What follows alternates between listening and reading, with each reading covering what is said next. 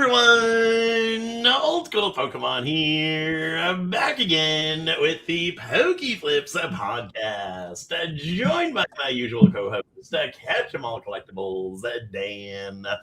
And today we've got a much anticipated guest. We got Mr. Z and the Emporium back again. How are you both doing today? Doing well. We're doing good. I looked right before this trying to find my sunglasses and I just couldn't find them. I was going to wear sunglasses this whole time because the future's just, it's like nuclear blast bright. We can't even sustain it right now. But here we are somehow doing a podcast and not making more money. This is disgusting. I'm disgusted that we're on here and spending 3 hours doing this. But here we are. All you viewers should be aware of the amount of money this is costing us. We're probably going to generate maybe a dime a piece, maybe 30 cents of ad revenue, maybe a little bit more if you click the affiliate links below. But we are sacrificing $1,000 an hour, $10,000 an hour. I don't even know. It's not even hardly measurable. But no, it's a pleasure to have you back on, James. Thanks for taking time out in a boom.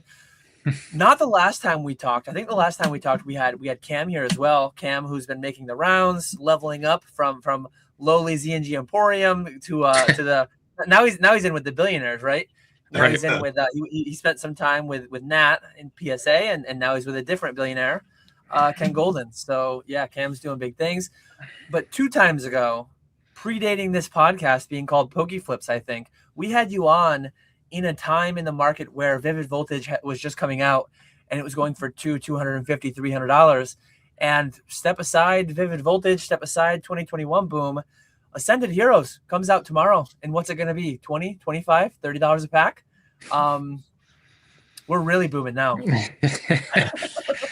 Yeah, that's like your it used to be like your distributor pricing for like a whole ATB, right? It was like in the 20s for like all right. 20. So, yeah. I think it was like 24 at one point. Yeah. So, Sword Shield. No, XY Sun and Moon ETBs were like $23, $24 a piece. Lately, I don't even know what it is right now, like 30 or something for main sets. Wow. But yeah. Just one pack. It's insane. Just gross. Just disgusting. I don't even I don't even know what to say on that. I don't know what people are like. They're always, the YouTube cycle. I don't know if they had a YouTube cycle in a while, but where everybody's like, this is being reprint and this being reprint, but they can't even, they can't even do this one. So I don't even know. Yeah, forget reprints. Prints aren't even coming. The original prints aren't even making it. They're competitive play. I'm not too in the loop in that area, but like they're pushing off rotation. They're saying like, hey, the set release on the 30th, but like for all intents and purposes, we're going to treat the set release date for playability wise. They're going to treat that based off the ETBs or the booster bundles or something else because there's so few packs out in the wild that like they're basically saying like, yeah, we know it's unreasonable for you players to have your decks like filled out and practice with. It's insane to say it's unprecedented is selling it so short of what's going on. Absolutely wild. Dan's dad just cannot. Dan's dad can't believe how much his pals have gone up. He literally can't imagine. Like he can't believe it. Like how does he like text you every once in a while? He's like, should we sell? Or is he diamond hand? He's a diamond hand. No, he's a diamond hander. He does not want to sell. He's like, should we buy? He's like, hey, the trailer's still hooked up to the truck. Do we want to go fill it again? Wow, insane, crazy. So I think everyone out there knows who James is. I think everyone knows where to find you. I did link everything below, as we normally do on Pokeflips. We're going to be live for the next 2.5 hours or so. We're going to be trying to wrap up by 4 p.m. Eastern. Any and all questions, feel free to leave them in chat. I will start them as we go along. We'll probably be generally ranting and rambling about how crazy of a boom that we're in. If you guys want to steer us in any certain direction, feel free to leave questions in chat. But I was too. We talked in Discord this morning. somewhere I have those Pikachu sunglasses, the very obnoxious like Pikachu ear ones. Yeah. I meant to find them and I forgot to, but big Yeah. missed opportunity. Yeah. Nick has the Squirtle Squad behind him. Nice. Multiple Squirtle Squads behind him.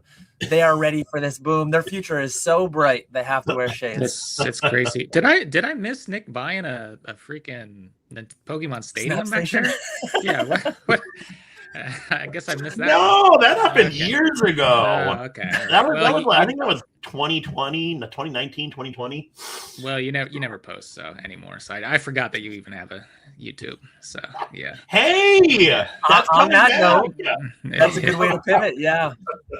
Coming back? Go ahead, Nick. What? Get on the phone. That is going to be coming back next week. We're gonna start in February. And I'm gonna attempt to upload one video a week. I'm actually gonna take inspiration from you over there, James, with your original videos when you were just kind of walking around your attic or wherever you were. Yeah. And just kind of do stuff like that. Do like day or week in the life type things. Because those were easily your best videos. I absolutely love those. I want to take a play from you and do those. If there's a poly market that says over under 4.5 videos before you shut down, I'm taking the under. I'm mortgaging, putting everything on the under. Yes. Even sure. I mean, if Polymarket knows what they're doing, they'll set it as like such a favorite. It'll be bet $10,000 to win 100. Right. But you take the free money. Like, I don't care what you have to put on it. You take the free money. Absolutely. Yeah. Hammer that under. Yep. That's actually one thing. So I have two people with me. Nick has been very consistent. Shout out to him for that on this podcast. You guys have both been like in and out of YouTube. What is it that happens in your brain, or how does it go to where like you're in the middle of a multi-week, multi-month, maybe a year-long stretch of no YouTube videos? What makes you like wake up and decide I'm gonna make a video, and then what makes you fall out of it too? Just a little bit of conversation. James, you're in the middle of like you're kind of back, or have you re-retired? Where are you at right now? Very soon. 100%. I've already ran out of ideas, so we'll see if something pops up. But yeah, for stopping is like I just honestly just run out of stuff. I can't talk about the market like every. There are these YouTube channels that talk about the market every day. So I can't do that. I just like I'll say kind of what the overall thing is, and then it's like, well, it's how many times can I put out a boom video? Like every guys, it's still booming. It's still going up. It's still going up. I don't know. But yeah, and then I kind of fade. To go back into it, I don't know. I think you just watching other people and being like, I don't know, like Dan puts out a MetaZoo video. I'm like, I mean, I can do better than that. Come on. I mean, like, so sometimes I'm like, I have to just kind of be a little better than that. But no, I honestly have no clue why I go back into it. But then definitely I just kind of run out of stuff, and that's it. I'm out for a little while. So we'll see how long this one lasts. And here comes a little bit of a call out too. I mean, I was getting deja vu watching your last video about quitting your job. Like it felt very familiar, and I didn't even hear a shout out in that one. So you're just ripping other PokeTubers content without even any credit there. So yep, I think to back it in. I think I saw PK video. Like I think I saw yours, and I saw him, and I was like, well, I'll just go from there. Free content. It's free real estate, right? Yeah, it's free real estate. It's a boom.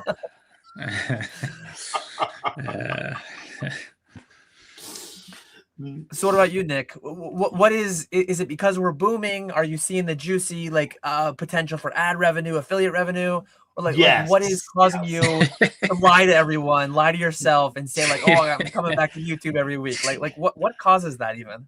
We're struggling with the Pokemon market right now, so I'm not making it right now. I gotta rely on that juicy ad revenue.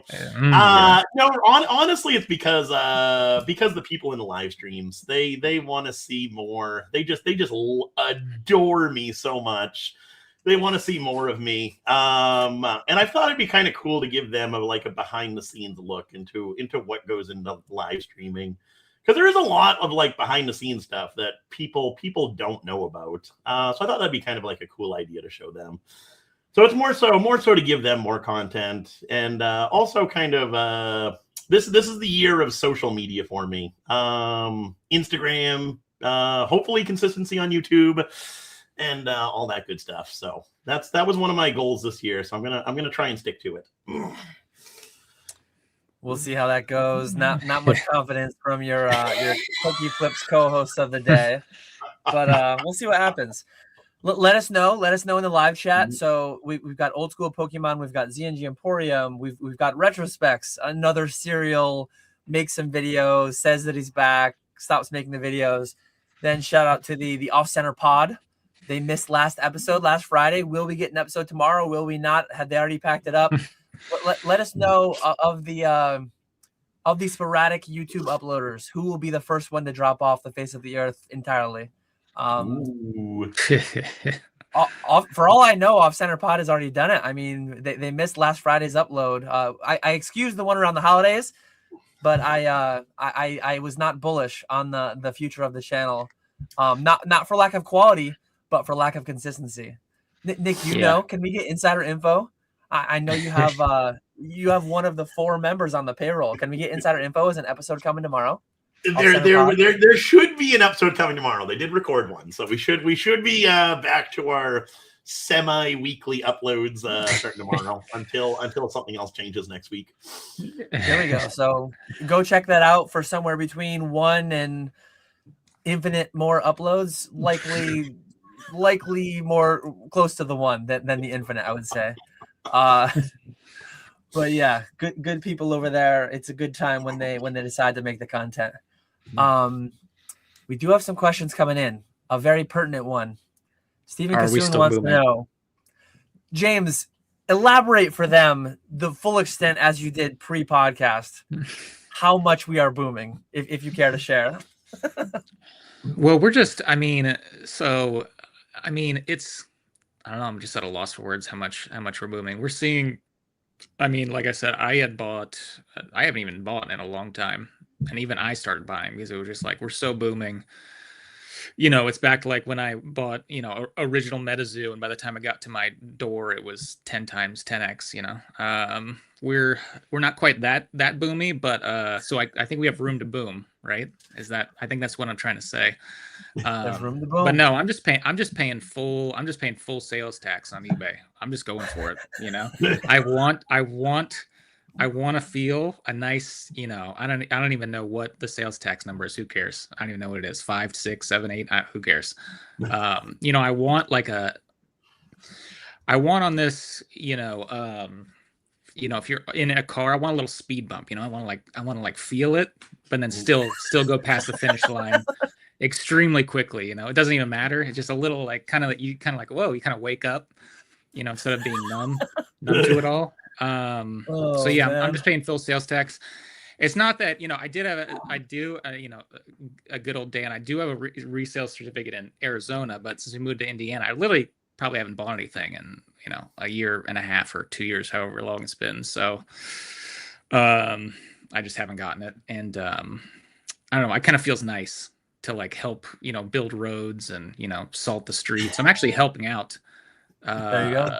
My community by paying sales tax. And then I was just saying too before, I was like, I think I'm gonna start when you're making deals on IG and Discord, and it's like, oh, blah blah blah, you get to this price and it's this number, and then they do the little if you're paying PayPal GNS, you need to add that 3.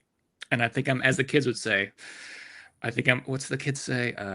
I'm gonna bless them up. I'm gonna bless them up. I'm gonna get them 4% instead of 3%. I'm just gonna keep giving, because if you're making 15, 20% in like a week, can you make like 18, 19%, maybe give back, let's just give back. We're booming so hard. You expected a yes, you expected a no. James told you we are booming so hard that if you live in Indiana and you don't yet have your 7% savings on your sales tax exemption, buying items for resale, he's just foregoing that. He's paying the extra 7%. That's how bad he needs to buy because we are booming to that extent. And that extent. I wish that was a meme, but that is actually taking place. You know, I might open up a location in like New York or someplace with a super high sales tax just so I can buy we've it. got and 10% pay up extra. here. Yeah, I'm just gonna pay extra, go over there and then ship it over here. Who cares, right? Who cares? There we go. Who cares at this point? The shipping. It is funny. I saw like recently, like a couple days ago, I went on E4 and there was like a question with a lot of thread. It was like, you know, do you think the 30th anniversary is going to usher in a new boom like 2020? And it's like, what are you talking about? Like, you know, do people actually still not think we're like the prices are insane, you know, where they are? I don't know. I guess not. That whole thing is insane. People saying stuff like that. I do not get that. Yeah, it's crazy. Yeah, it cannot be understated. I think both James and I made our own variations of that video. Everyone knows that we're booming, but they're not fully comprehending the extent to which it's happening. One of the components of the boom, both I think in 2021 and today, Walrus wants to know, with the increased exposure because of Golden, Logan, and streaming in general, do you think we'll get an Evolving Skies reprint? We're not even getting an Ascended Heroes primary print. Forget reprint. We're not even getting a print. Like, we are booming so hard that we're not getting a print. Drop the prefix. We don't need, like, we're not getting prints of sets these days. That is how hard we're booming. So yeah, disgusting. That's my take on that one. I mean, if they do reprint it, it'll probably just go higher faster. I think that's how it works, you know? Yes. That's just the way. I've heard on PokeTube many channels, it literally doesn't matter how much they print. It cannot go down. Only demand matters. I heard that just this morning, going down some YouTube rabbit holes. So yeah, we're booming. And also, quick shout out to Walrus for the thumbnail. Very nice thumbnail there. Yeah, that was good. That's very good. That was a solid one. Yeah, so for anyone who doesn't know, I think everyone probably knows at this point, Ascended comes out tomorrow.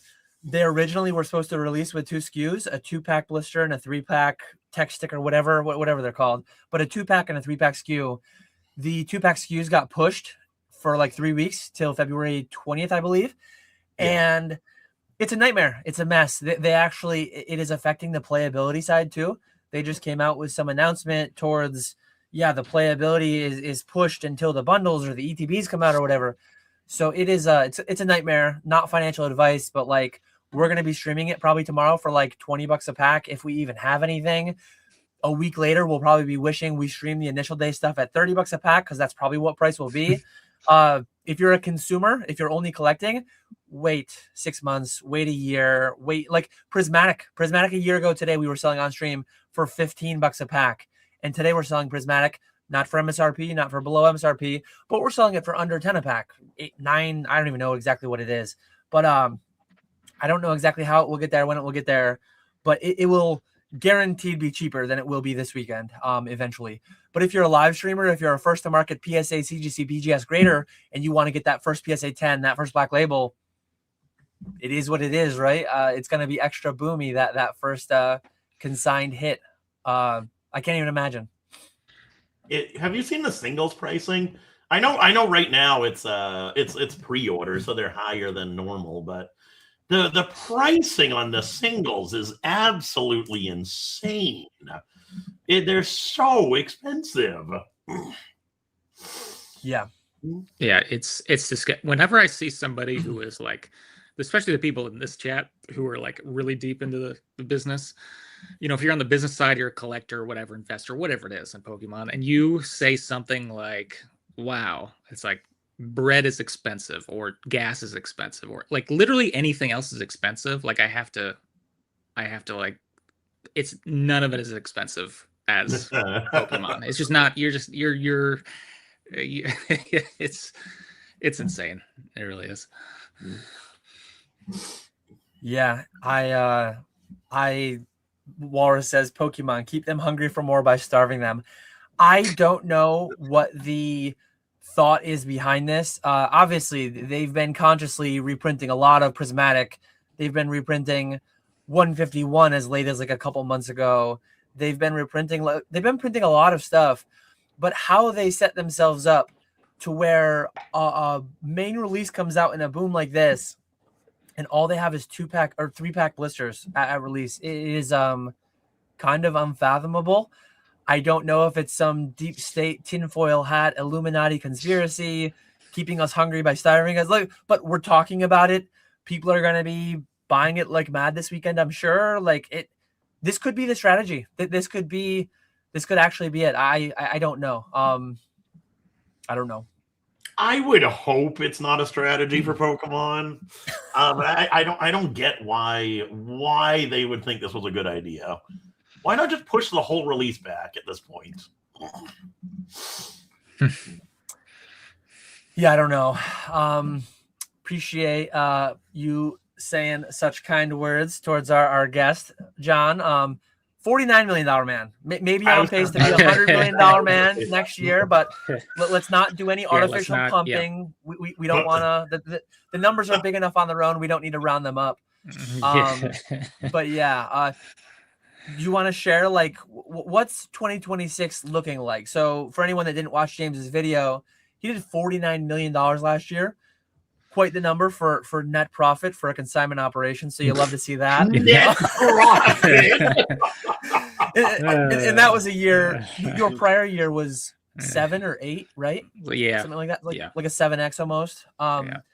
Can you share any teasers towards preliminary results for 2026? What the year might look like, or the more impressive number was your average sale price. 49 million was really impressive, but your average, that was mind blowing right there. Every time you mail a package, it's a $500 bill.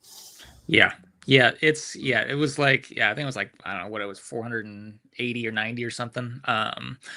Was the average sales price. And the January we're up to, I think we are breaking a little over 4 million for January. And just from that perspective, like we didn't break 4 million last year in January, February, March, April, May, June, like the first 6 months. None of those months were broken 4 million. So to do that this month, I think, but once again, it's like the average sales price. I mean, like revenue goes up on the average sales price. I think I just looked before this and it was like $650, the average card, that we sold this month, like 6,000 or 7,000 items, something like that.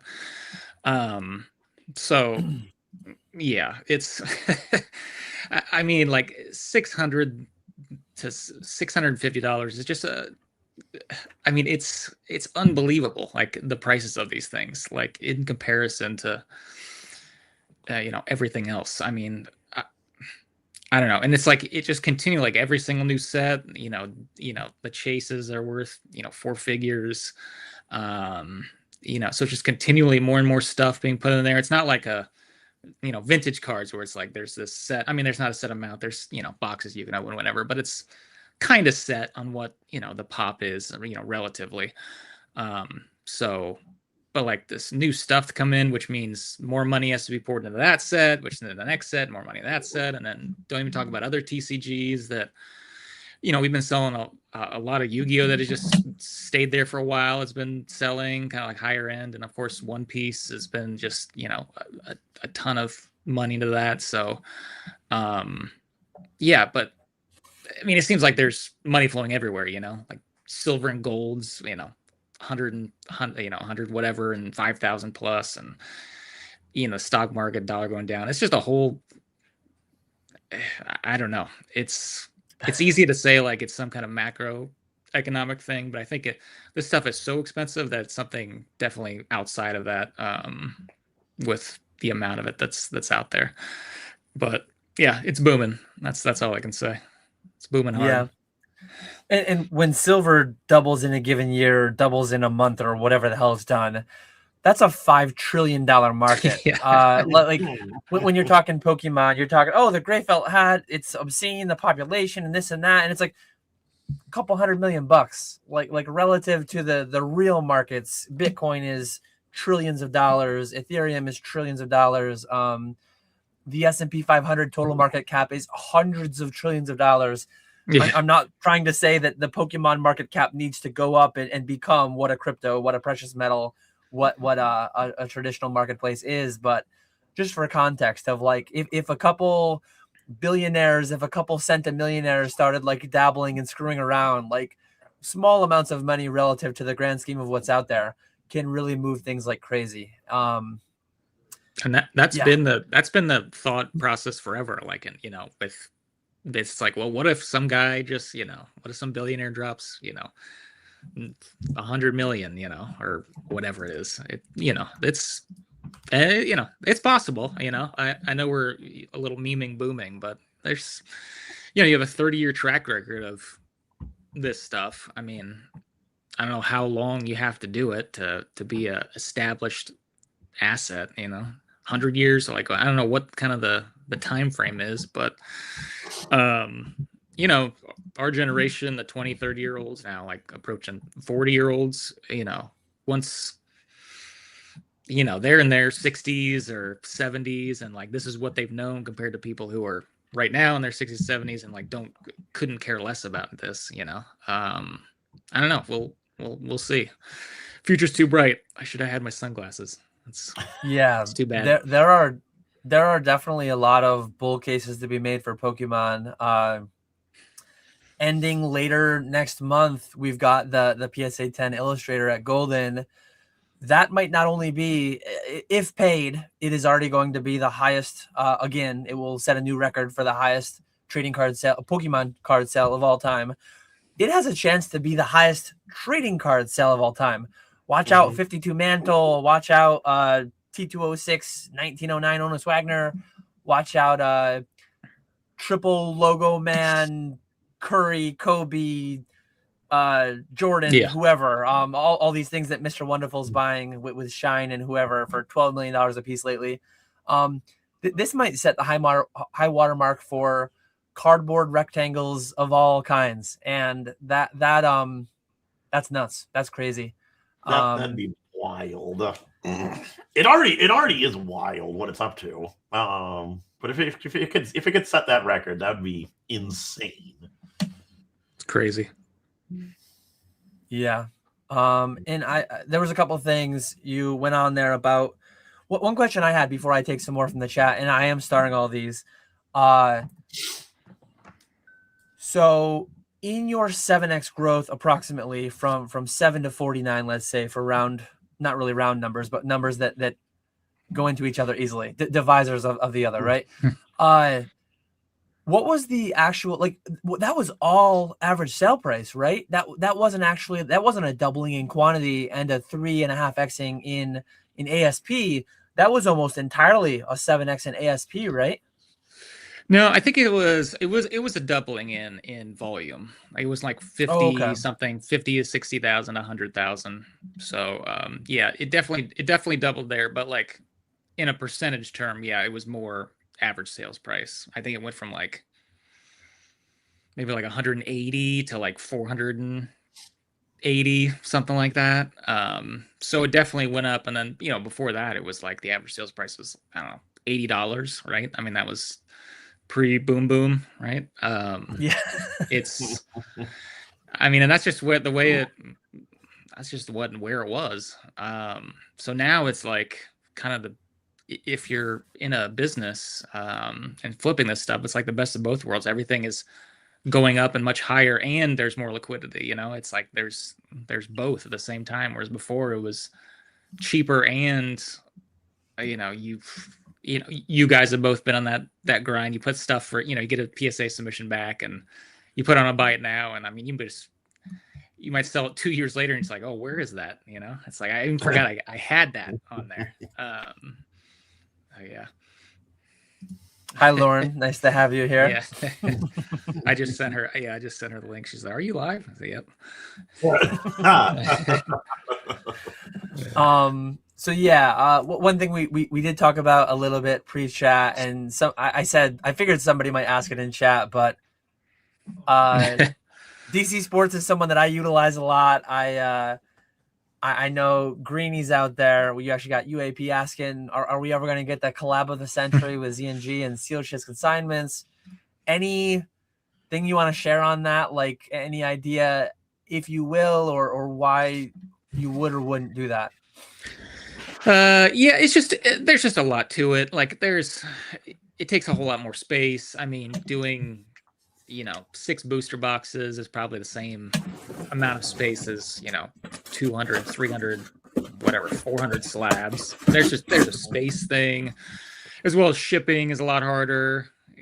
Yeah, shipping's a lot harder. It's plus like authenticity. I mean, people even try with fake slabs and whatever, and it's nice to have the authenticity guarantee program to kind of like block. I mean, I can't tell you how many times like it shipped authenticity, it's authenticated, and then it's shipped out, and then the buyer opens like a return because they like don't whatever it is. And luckily, eBay shuts that down. So there's just so much graded. I mean, they grade what, almost 2 million a month, or between CGC and PSA, maybe like 1 point something million, just TCG, right? 1.3 million, something like that, 1.4 million.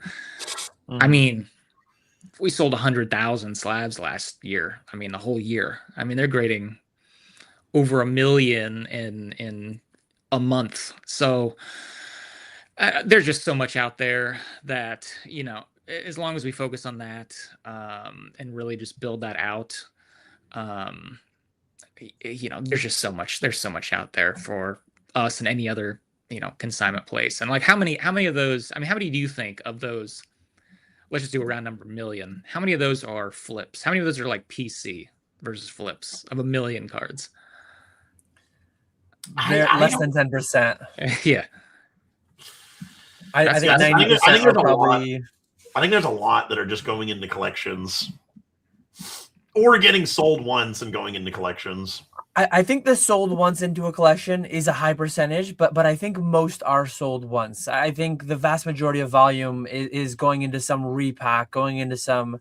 So I think there's a lot of slabs out there that don't sell multiple times, but most of them sell once. Most of them are being graded by bulk submitters in mass, guys like us too, and then being sold in a live stream, in a repack, in a whatever, or just in a traditional eBay auction, golden auction, like all the different things. Z&D auction. Fanatics, KetchumAllCollectibles auction. Yeah, Fanatics. Oh, don't be shilling yourself over I mean, there.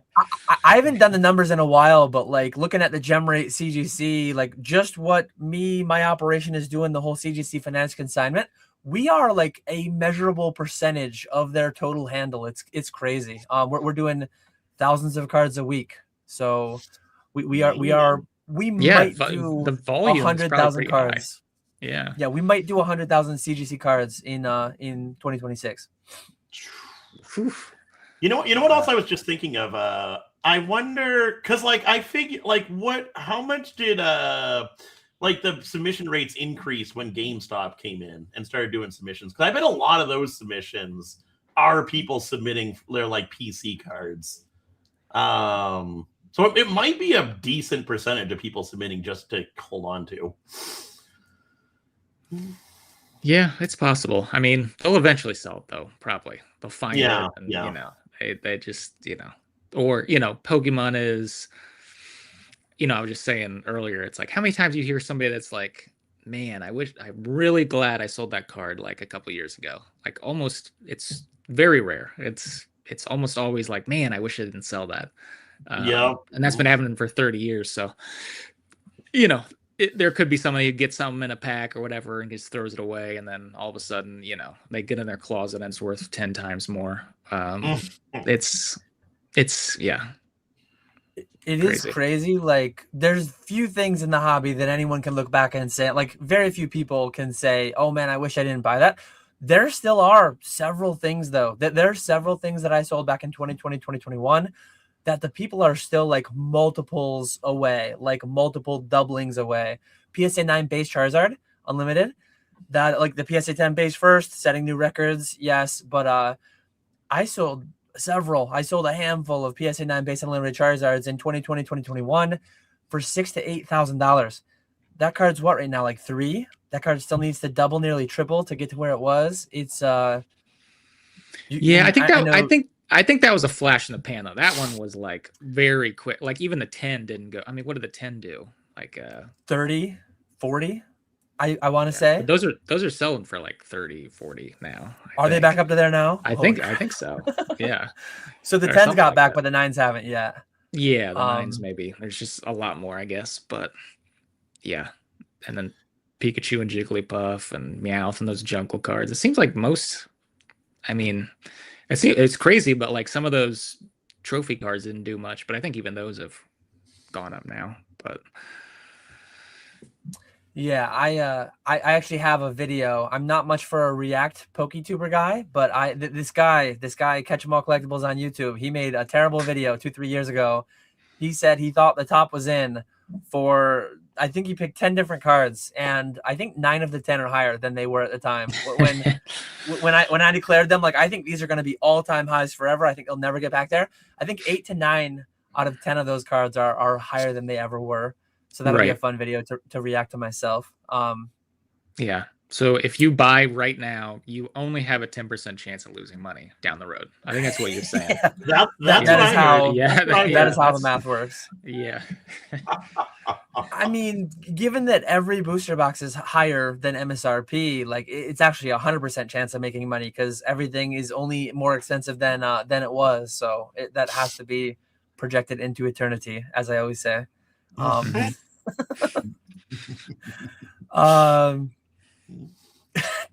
Timmy McGee, how much of your Poke net worth would you sacrifice to get your hair back?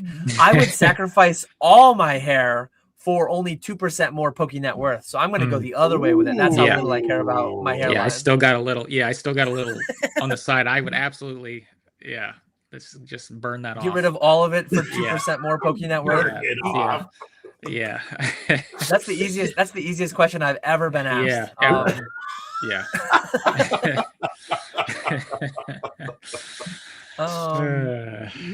Walrus wants to know who you see as direct competition in the consignment space. Ooh. Well, I mean, there's just so much of this stuff out there. It's not like if you take this, like that person doesn't get anything. It doesn't seem.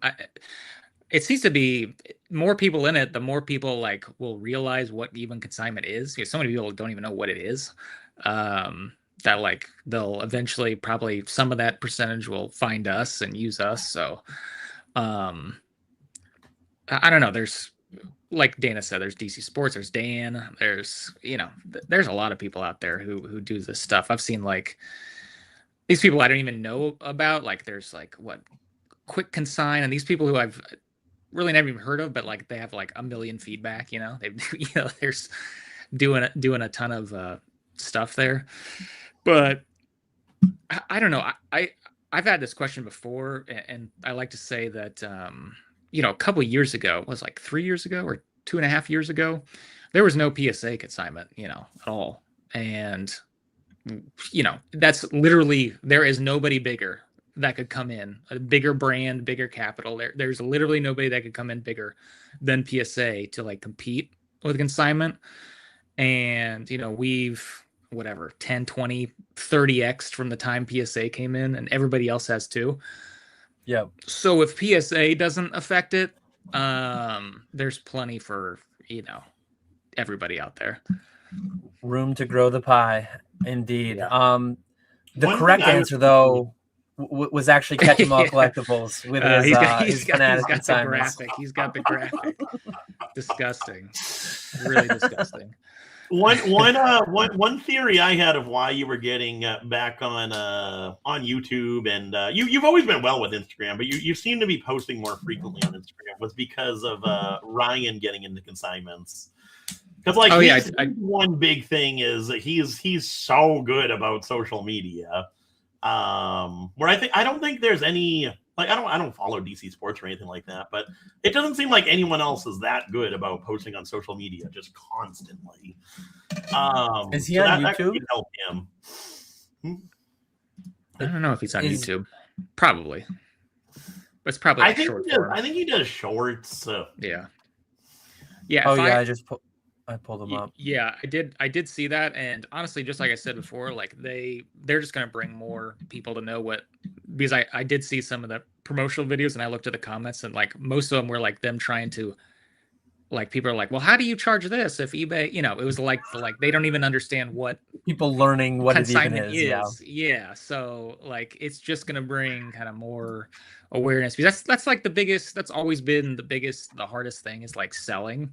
Like it's easy to buy, it's like you get that rush, it's like clicking a button and I get that to buy it, but the hardest has always been to sell the thing. And honestly, it's easier than ever to sell, but like people don't even know these options. Yeah. A lot of people. So yeah, and especially why I think a lot of people ask about sealed, because sealed is even harder, like to sell, like to ship, and to just everything about it is harder. So I think Dan's been teasing for a while about new options out there, but yeah, there's just I do have to say on that note too, shout out to Cam. Shoot a DM to Cam on Cam or Peter. If you're international, go with Peter Pettiparty on Instagram.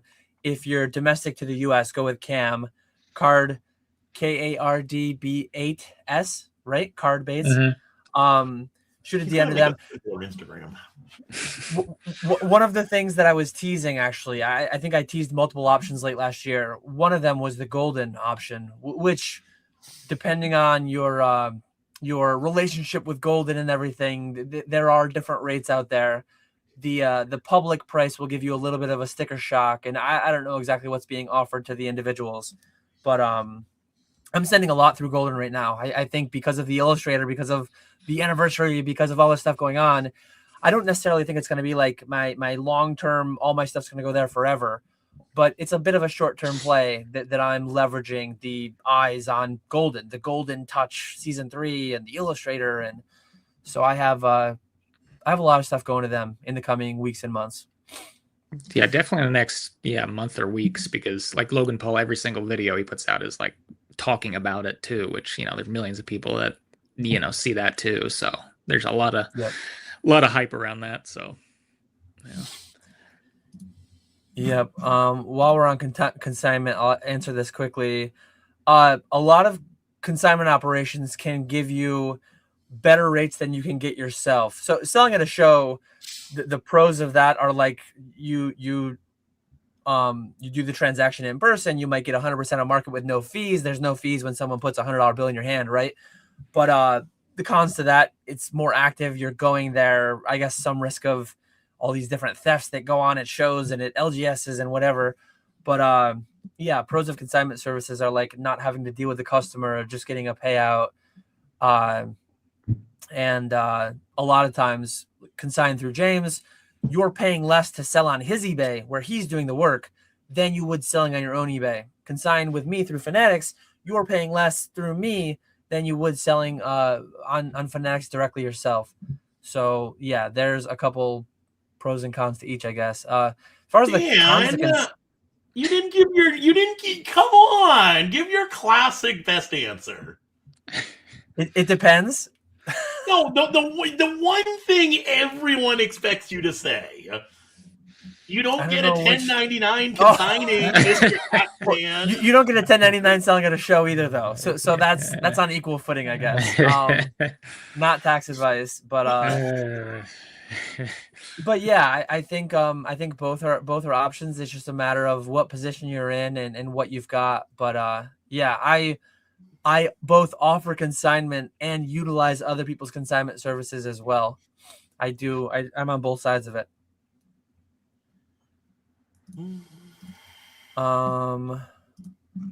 Let's see.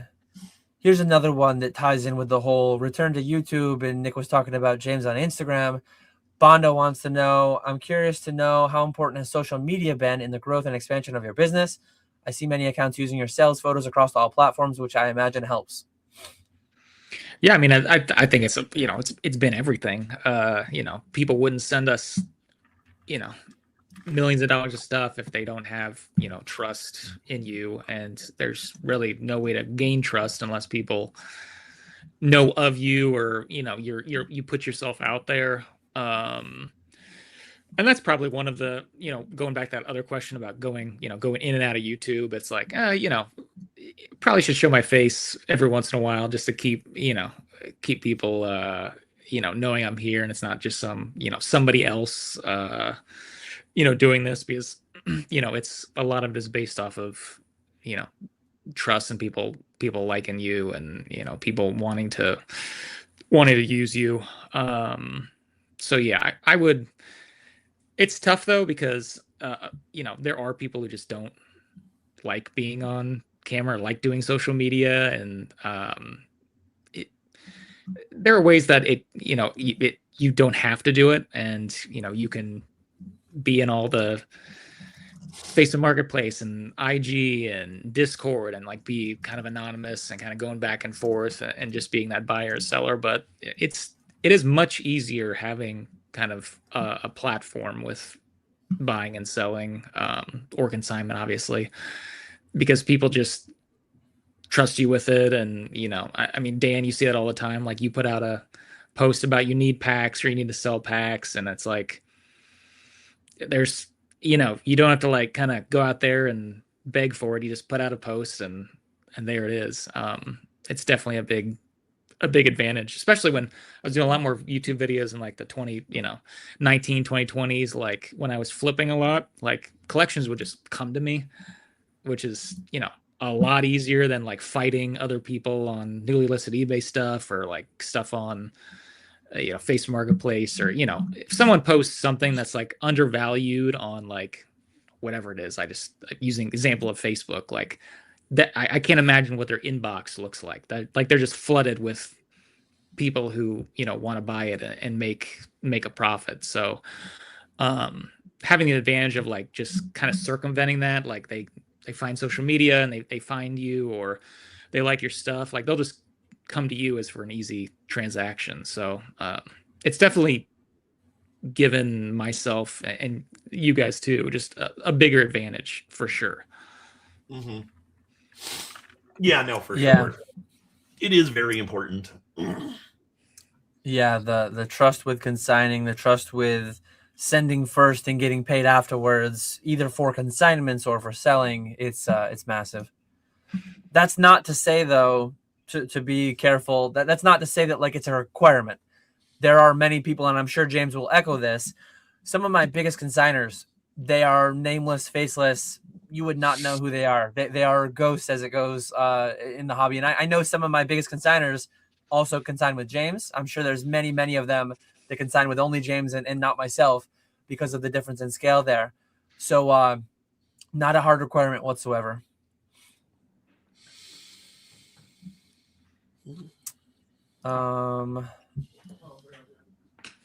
Let's see. Stephen Kassoon wants to know. He's using the bad B word. We're using boom is the proper B word. Boom. Yeah. We're not saying that. So instead of asking which bubble is worse, which boom is better? Which boom is better, OP or Pokemon? Do you keep advanced metrics? Like do you know how much of your 49 million was Pokemon versus One Piece versus Yu-Gi-Oh? Do you know month over month, like how fast, presumably One Piece is becoming a larger portion of that in the prior few months, especially? I don't keep that. It's more just of a feeling of, I see every card that comes in, and, I will see, the stuff that comes in, especially making Instagram posts. Like I'll look at like basically all the sales and kind of like figure out which is a good story, which is a good sale, which is a blah, blah. So, I'll definitely see those things. One Piece is, I think I said in the last video, and like, I have, Michael, one of our employees, kind of got into One Piece like just a few weeks ago, and like the stuff he's doing it's just like what it's so like it's just like saying, hey, here's a $200, $300, like I'm not even talking like the cards that are worth 20 grand. I'm talking cards that are worth like $500, and it's like you can buy an unlimited amount of these on like TCG Player for like $7, and they grade gem mint like 95% of the time. I mean, it's insane. It's like when Pokemon, it's like, okay, I buy this card, it's near mint, it's kind of like a coin flip. 9, I lose a little money. 10, I make a lot. 8, I get completely busted. Whereas One Piece, it's just like, well, do you want money? Do you want money right now? Okay, well then press this button faster to make more money. that's just the way it is. So it feels more bubbly in One Piece just because like that can't last forever. I don't think. Yeah. So yeah, it feels more bubbly, but of course Pokemon is also some of these prices are pretty crazy, but to the point of like grading plays, it seems unsustainable on the One Piece side. But yeah, it's funny though, like right as this boom, like a little before the boom happened, like I don't know if you saw, like there were some of these like big, a lot of viewed Instagram reels that are like, I'm selling all my Pokemon and going into One Piece. Like everybody's like, oh, you're a moron, and this guy like on, I think it was like Chasing Cardboard or something. This guy who like sold all his sports card collection and went into One Piece. It was like right as it was kind of happening. And it's like, oh, you moron. And now they're, they have generational wealth, which is good for them. But yeah, there was definitely a shift somewhere where like kind of like a lot of people were getting out and in. But yeah, it's pretty, One Piece is pretty insane, especially like the Black Label play. Like they're so easy to grade, and you can just, probably get a Black Label, and turn your $1,000 card to 12,000. Just, I don't know. It's crazy.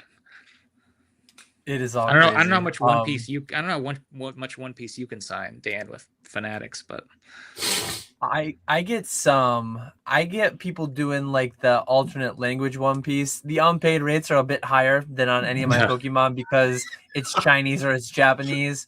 I do have some people doing pretty well though with like the CGC Fanatics doing One Piece cards.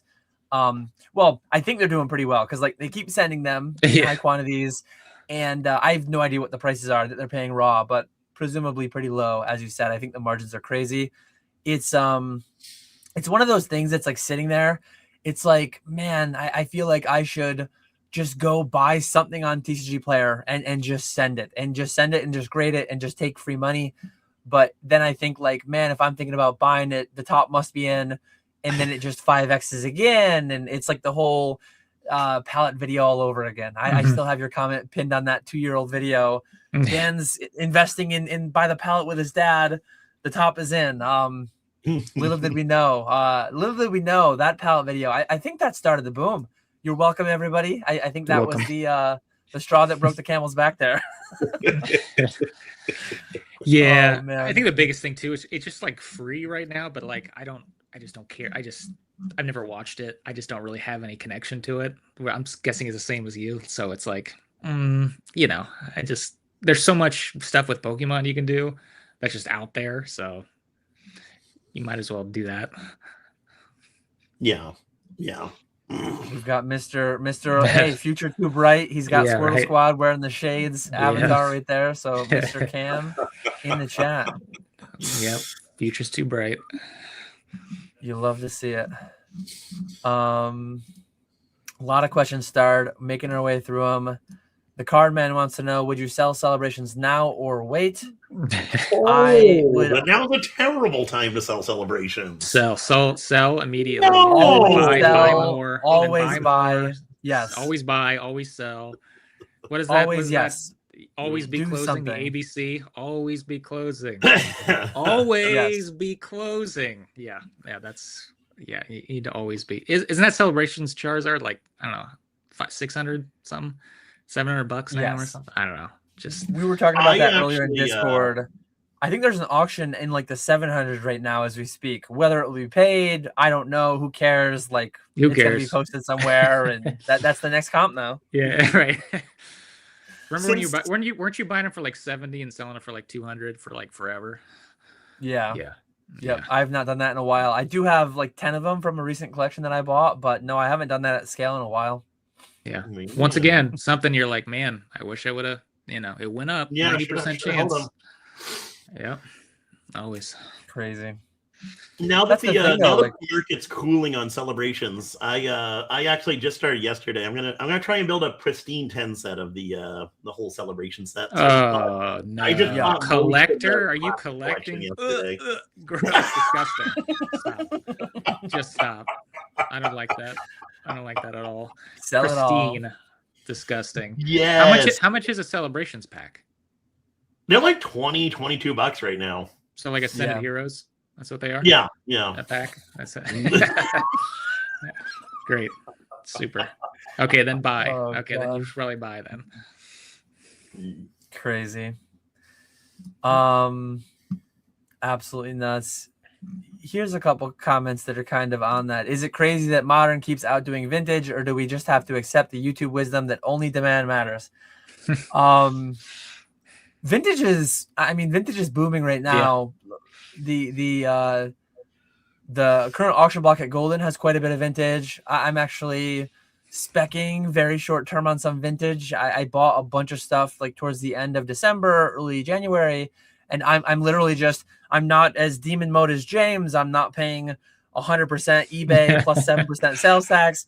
I'm paying 85, 90%, and then I'm just carrying it into the future a month and auctioning it around the 30th anniversary. I actually have like multiple six figures worth of stuff that I consciously bought as like a 1 month swing trade. And a lot of that is vintage. A lot of that is doing like quite well. I had a lot higher margin of safety than paying 107% of market because I was buying at 85, 90% of market. But yeah, so far early results on that. Like, I think it's going to go well because we are booming. Yeah. Like I said, too, it's like when you have less of them out there, it's just like people don't have the confidence sometimes to like, and they don't see it, you know, like I bought some stuff a couple days ago and it was like 2 of the 4 cards, you know, kind of higher end cards they aren't even listed. Like they're not even on eBay, you know, they're just not even there versus, you know, this stuff it's definitely going up. The vintage has been, you just don't see it, you know, and a lot of this stuff is private and you know, you don't even see the transaction. But yeah.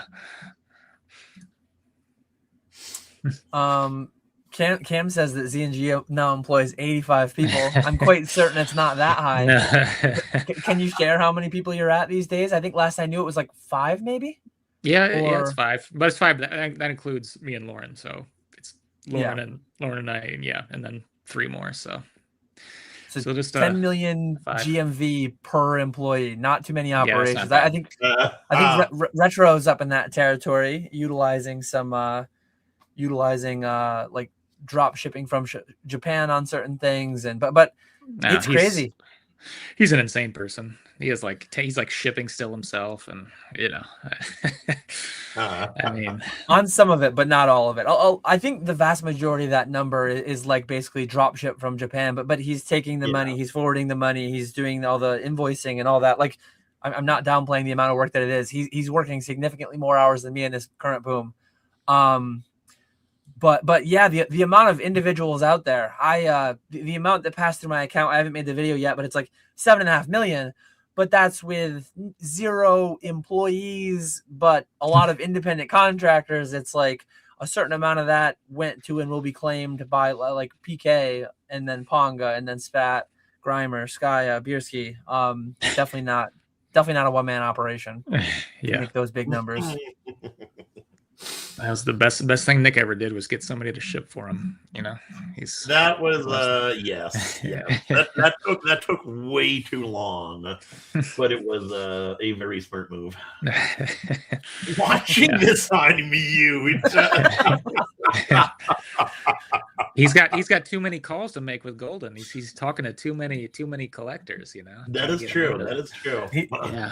He's probably unboxing my absolutely crazy consignment that is in the mail to him as we speak. I may or may not have set the base set of MetaZoo 2.0 sealed case. Cam, I better get the full Ken Golden circa 1999 pump on this one. I want to hear about the odds of it having a poncho box in it. Like I want the full experience of this consignment. But yes, he is the proud facilitator of the sale of a grail like that.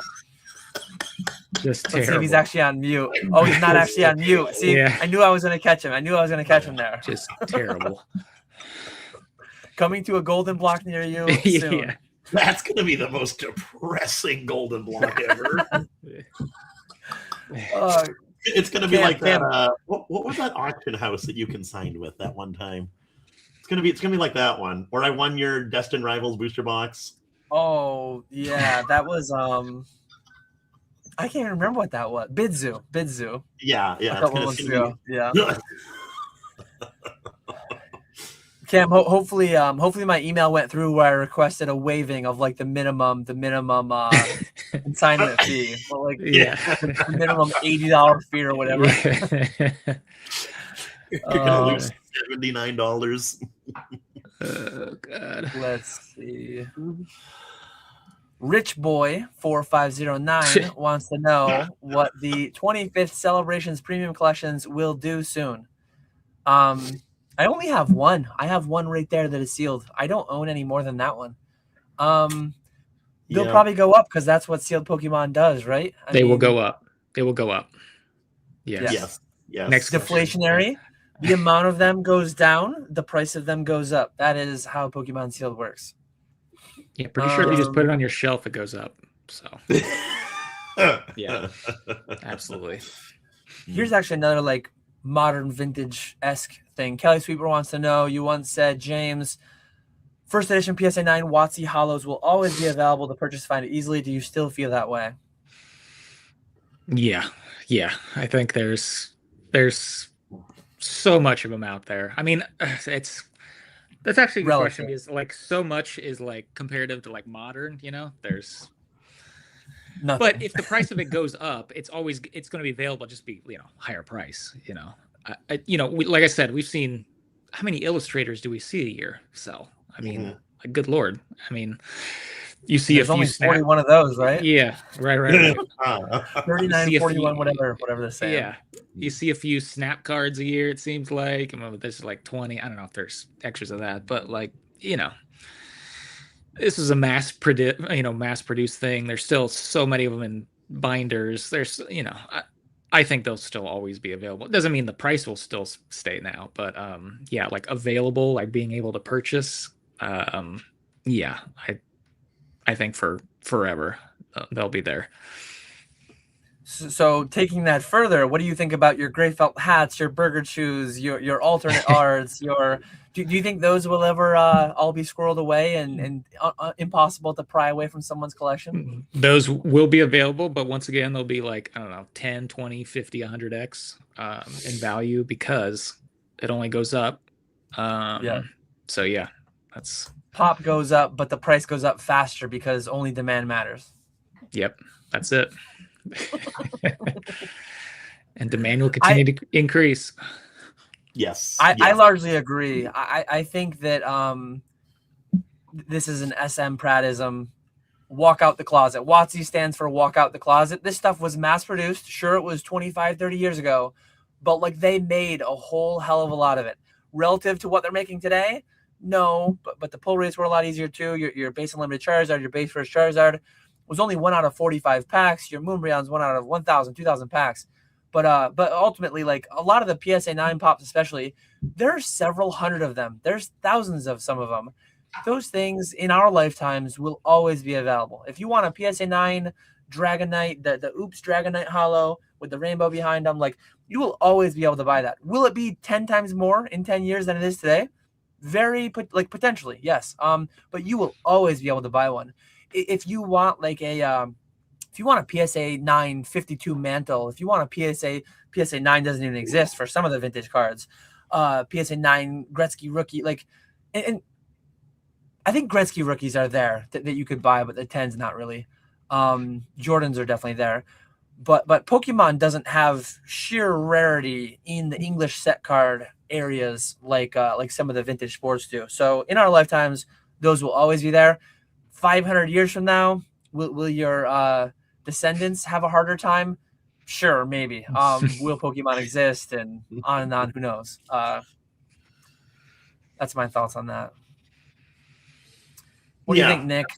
I would agree. I think PSA 9 no damage Ninetales?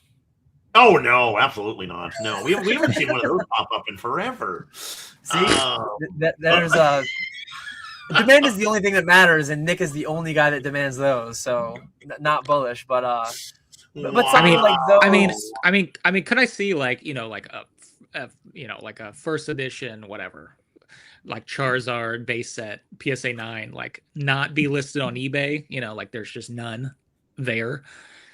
I mean, I could see that, but like you'll be able to find it if you have any, you know, it's for the right price. Like, and they not just like disappeared into somebody's collection and they're not for sale no matter what. You know, I think it's just always going to be out there. Yeah, that is pretty big though. Like they're probably, as we speak right now, there are, and right now we're booming, so people are like buying them out at the current prices, and they haven't relisted them yet or whatever. But there's probably a lot of PSA 9 hollows, random e-reader ones. Like there's probably a lot of PSA 9 WotC hollows where there's not one single listing. But as James said, like if you're in the space at all, if you put out a big number on Instagram, you will draw them out. But tens though, certainly there's a lot of tens that you can't just go buy, and it might be a lot harder time. You want a PSA 10 Torchic Gold Star? Good luck. You want a PSA 10 like Chansey base set first edition? Good luck. There's a number that will draw one out, but like, man, that's gonna be a big old number. I couldn't even imagine. I don't even know about that, Dan. That'd be an interesting experiment. Like, is there any WotC 9s that aren't listed between like Fanatics and eBay right now? I think you might be able to find every single one of them. Yeah, I don't know. I guess somebody in chat could like, I would like look up like an Aquapolis Wheezing, or look up some of those PSA 9 pops are relatively low, and I could see a situation where 2 weeks ago there were one listed, two listed, but I remember I was collecting the PSA 9 sets when there were dozens only in the pop of 9s. There were 0 10s, some of them, and I remember having to post an E4. I was paying double last sold, and when I'm talking double last sold, it's like, oh, the last one sold a year ago for $30. I'm offering $60. I'm offering $70. Like I was offering big numbers for some of those. I think I forget if it was Aquapolis or Skyridge, but Wheezing. I think it was Aquapolis Wheezing was one of my last PSA 9s to complete my WotC PSA 9 set. And back then, like, yeah, there weren't a whole lot of them. Speaking of 9 sets, though, James, do you still have your 9 set, or are you completely sold out? No, we got nothing left. 0.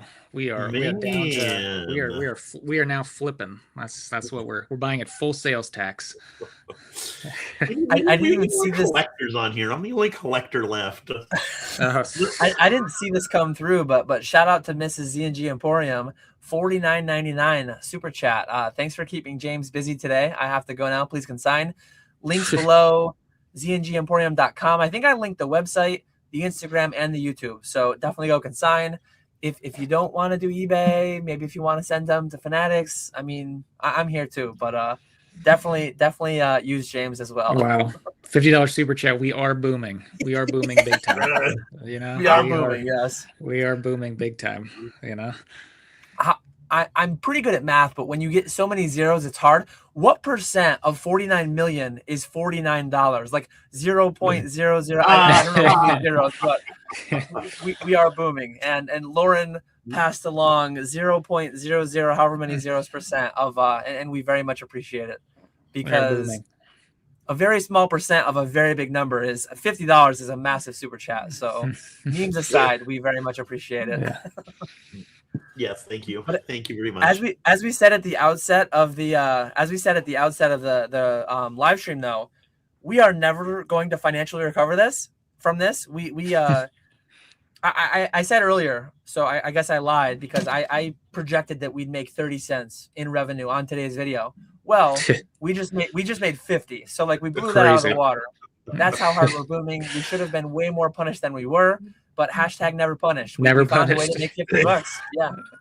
We found a way to make $50. Disgusting. Truly.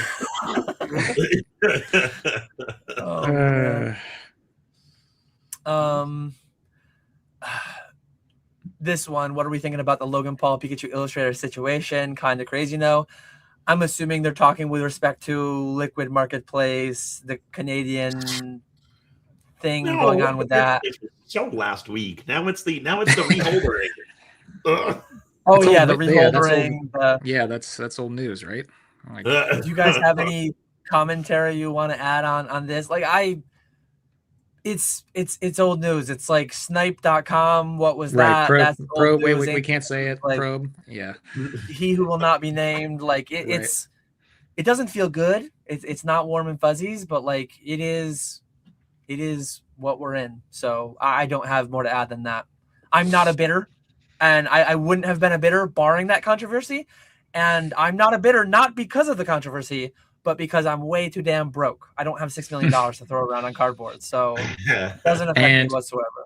And we all see enough 10s, and I see enough 10s to where how often do you like look at it and be like, you look at the back and the front and you're like, it's a little OC, there's a little white dot, it's not, it's there's always something wrong with it, if you're really looking at it closely. Exactly. Yeah, it's got a 10 on the label. It's a 10. Yeah, that's all that matters, right? Just a 10 on the label. Yes, that's it. Yeah, we just consistently inconsistent, all the things that I always say, and people get really butthurt because like that one had to go through 5, 8, I don't know how many times to get the 10. It'll be weird the way that I say it, but I think it will make sense to some people. Some cards get 1 out of 10 lucky on their first grading attempt. So some cards are as weak as the illustrator. They just get lucky on their first one and get the 10 when they shouldn't have gotten it. Whereas the illustrator just had to get it on its 8th time. But there are cards that are just as weak that get it on their first time. So it's like, ultimately, who cares? You're buying a third-party opinion. If you care about the card, look at the card. If you only care about the label, look at the label. Like, it is a PSA 10 inherently by definition. I can almost guarantee you that part of their financial guarantee, like PSA head grader would uphold the 10 grade. BUY or BYE, and I'm too broke to BUY, so I'm BYEing is my take. I think people would be pretty grossed out about how many probably vintage PSA 10s like are cracked 8s and 9s. I'm guessing it's a decent amount. I would guess. So I mean, there are people that make 6 figures a year just cracking 8s and 9s and just keep resubmitting, because it's worth it once you get, or if you don't, you just break even. But what I love the most, what really tickles me is when I have sold cards to people as a PSA 9, 2 cert, 4 cert, whatever, back when they were horrible, and 4 certs, they used to be the best ones. I know anecdotal examples, and I'm never going to blow up the homies play, but I know of people who've bought my 2 cert PSA 9s, turned them into these magnificent, cleanest of all cleanliness, 12 cert, 14 cert PSA 10s that were formerly 2 cert PSA 9s. Like, it's hilarious to me when I see that happen, and every day that's happening to some extent. The whole tribalism around the cert number, this very arbitrary sequential thing that they just allocate to a card, and cards can get new cert numbers. Cards have and will continue to get new cert numbers. It's all just crazy, the whole thing around grading. So yeah. Well, we're almost, if we're not, I think we're here to like 140 million. Like, those are the best certs now, I think, honestly. Yeah, the newest certs are always the best certs. I agree, and yeah, it's just it's hilarious how that will like always be the case. So you always need to wait to buy. The new current cards are always going to be trash in a couple of years. Yeah, get the new cert with a swirl. Oh yeah, boy, yeah. Big time. Wait for this bad boy to get in there. Can I see the there it is. There it is. It's not an amazing placement, but it's there. Yeah. That's a PSA 9 2 cert, PSA 7 14 cert. You send it enough, it's a 10. Yeah. You send it enough, it's a 10. I mean, every card can be a 10. You're doing the thing where it's your card, so it's super clean, right? Clean. That card will be a 10. It's just a matter of, will that card be a 1 past 10, or will it be a 25 past 10? I mean, it is a 10. It's just a matter of how many times it takes. Yeah, and the cert. Yeah. Yeah. Looks like I get emails whenever I get sales. Shining Magikarp PSA 10 for 18,500. Nice. That's very nice. That's but that was a 4 cert though. If that was a 14, 440 million, like that's probably a $25,000. card. This is a rare 5-cert. 5-certs are low pop. They didn't make many 5-cert cards. What is this card up to? Is this many 5 Well, is this card 10 grand yet? Well, why don't you make that a 10 and then it's worth 25K? Why aren't you cracking that and make it a 10? Exactly. I gotta send that. I gotta send that with the Gengar. Yeah. Maybe this one isn't mine. I can't claim this one, but this one's pretty clean. This one's going too. So nice. We got to get some big numbers here. Yep. So many questions in the backlog. I'm trying, but we're booming too hard. I don't know if we're gonna get to them all today. We're booming. UAP says, with Golden and Heritage vetting their high-end buyers with big caps and limits, do you wish your own platforms would do it? Entertainment on eBay or Fanatics actually does a little bit of that. Fanatics does a bit more than eBay. There's pros and cons to everything, though. Like I think a pro for Golden and Heritage doing that, their payout rates on items above $100,000 are higher. Like they're just generally getting a higher payout rate. You're tied to your social. You're tied to you. You're not tied to an email address as you might be on Fanatics or eBay. I think eBay is basically like an email address, and then Fanatics adds like you need a phone number, so it's a little bit more. But Golden and Heritage are like the most for sure. But that's a barrier to entry. So James's average sale price is $400, $500, somewhere in there. That's reasonable to not be vetting them extensively, right? Like most people have Klarna, most people have a credit card, whether or not they should be doing it, but like it's pretty reasonable. I think the thresholds that everybody set, all these platforms are different, and I think optimizing the item that you're selling based on the platform and based on the dollar amount is reasonable. So a little bit of a rant, but like I think I'm happy with where Fanatics is at. I think given where each platform is at, there are certain things that I would definitely send. Like I wouldn't do a PSA 10 Illustrator on eBay or even Fanatics. Probably. I probably would have talked to Ken Golden. I probably would be doing that on Golden. So each thing has pros and cons, and each thing has what is more optimal for them. Yeah, I'm the same as you. My whole thing is like I think my average sale price is like $22 right now.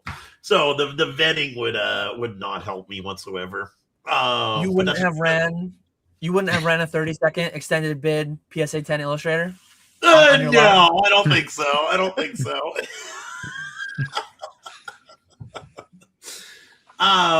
Speaking of, you can go ahead and answer, James, but then also how are your like unpaid items now that eBay does auto payment for most people?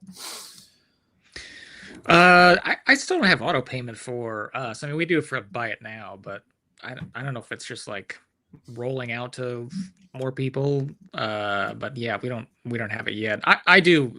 We do if an auction, like, every day I'll kind of like scroll through, and if there's one that's like ridiculous and it's like, okay, what's going on here, and we'll look into that. Or if there's multiple zero feedback, which it's tough because there's a lot of zero feedback that do pay, like new accounts that just like buy it immediately, like especially like One Piece, like people who like just created accounts that day, bid it to like a record price, and then they pay immediately. So a lot of times with that one, it's just like sometimes it's like you message them just to make sure there's like an actual person that sounds like a human on the other side. It's like I said, there's so many people. Like we get 150 million impressions a month. I mean, there's just so many people. There's just not something we can like constantly do on every single item, but you can just kind of pick and choose and see what the data shows and just try your best. That's what we can do. Yeah.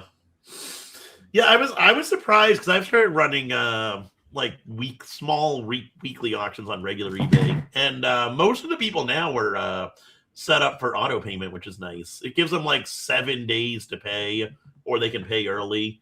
But on that 7th day, it automatically charges them, and that's a really nice feature. Here's one that's a good one on the topic of the day of booms.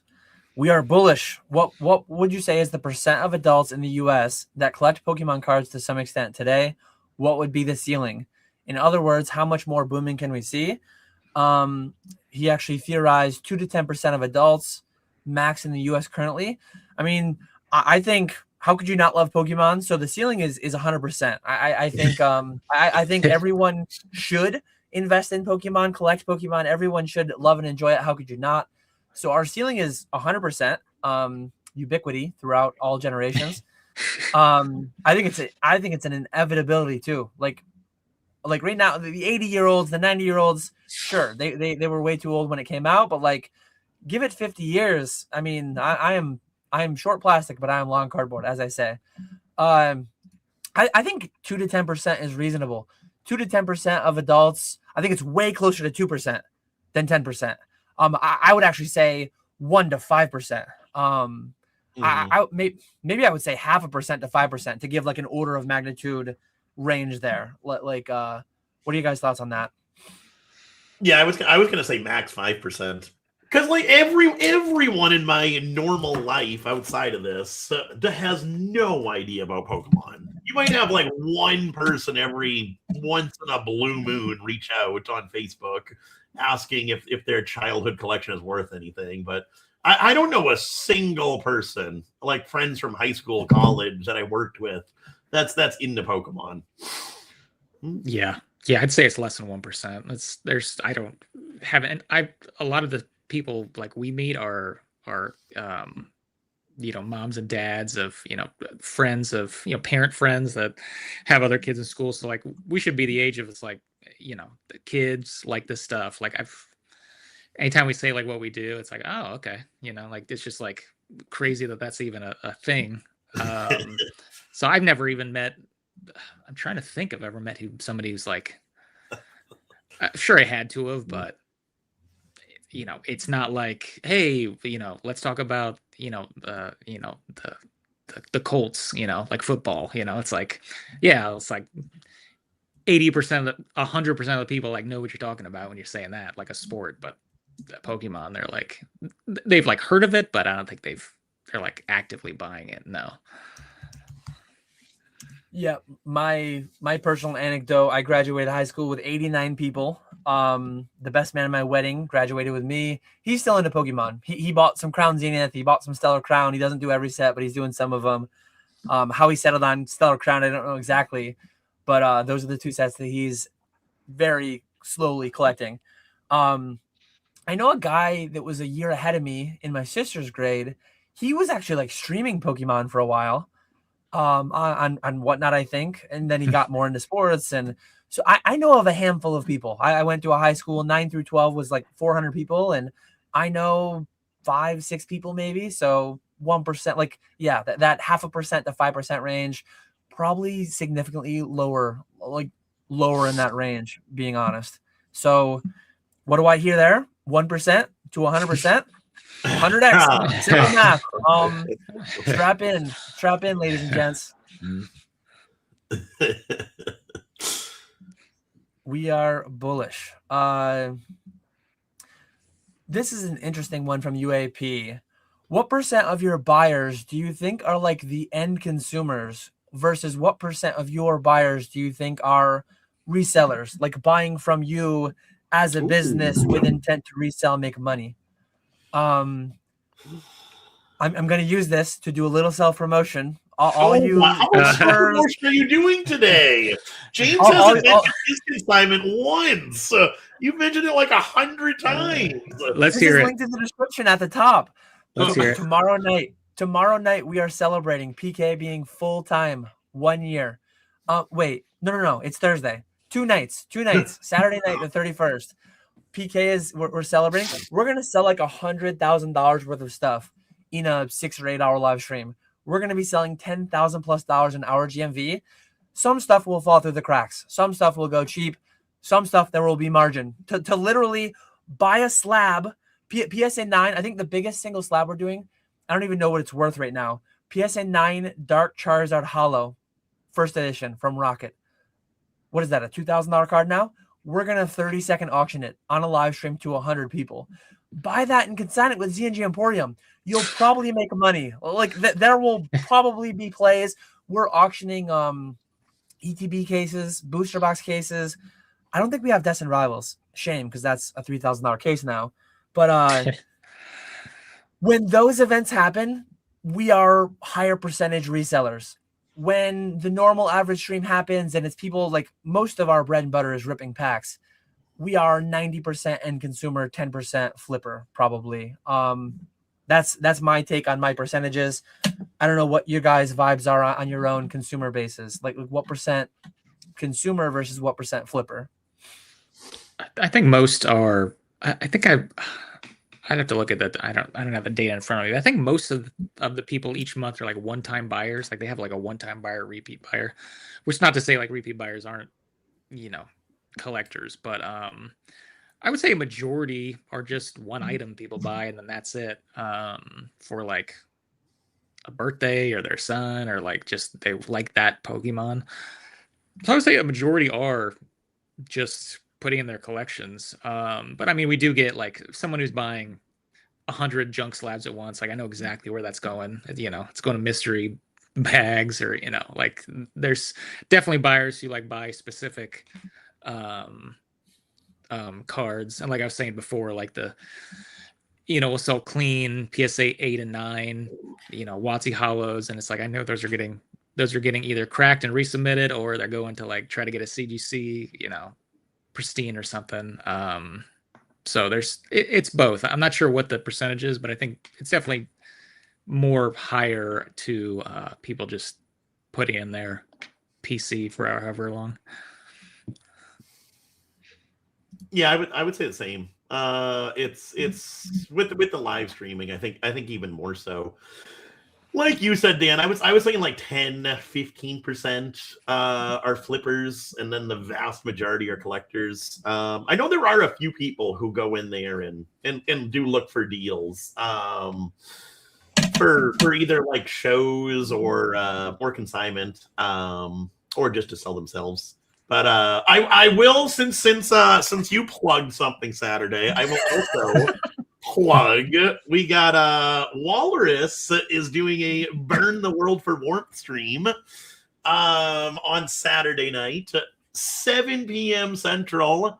And you can come get some free Ascended Heroes packs. Unlike Dan, the scalper over there. Dan, disgusting, Dan. Disgusting. So, hey, Nick, how many and what is the total retail value? Because thank you for opening the door for me to feel even further. Let me know what you're giving away, and then I'll tell you what we're giving away. I think I'm getting like 100 packs. So whatever 100 packs is. $2,000 in total value. Yuck! Gross. In a boom? $2,000 in a boom? Wow. We're doing at least 2,500, maybe if we're feeling frisky. I'm gonna be actually in the chat having IPAs, not with PK. I'm gonna be home. So if I'm feeling frisky, I might say, hey PK, Walrus is only giving away $2,000 in retail product. Let's give away $5,000. Let's pump the number up a little bit. And we're actually going live 6:30 p.m. on Saturday night Eastern time. So we're going bright and early for the mega stream. So tune in. What else was I gonna say? I think I had something else to shill, but I forgot. Hopefully you'll remind me again, Nick. Oh yes, this is actually a good thing too. Fanatics and eBay, like please, for your own benefit, if you are a reseller, don't do this if you're not a reseller. But if you are a reseller buying items intended for resale, don't pay sales tax. Don't pay sales tax, because you know what happens? We do it as the sellers, we pay final value fees on the sales tax you pay. So like James actually pays more money when you pay sales tax. Good. More. Just keep doing it. I want to pay more. Here's an interesting question. This would be a good way to like get into the number cleaner. I have the information to do it. I've never looked it up though. What percent of big eBay accounts that buy from you, greater than 1K sales and hundreds of items listed, still pay sales tax? Like on the 49 million, and I'm sure you don't have the number top of mind. Maybe it's something you wouldn't want to share publicly. But if I remember it, I'm going to ask you in the future, James, what percent of that 49 million did people pay sales tax on? Yeah, I don't know. I don't know what that number is. Dan, not everyone is in love with spreadsheets like you. Well, eBay is awesome as far as like you can export one thing.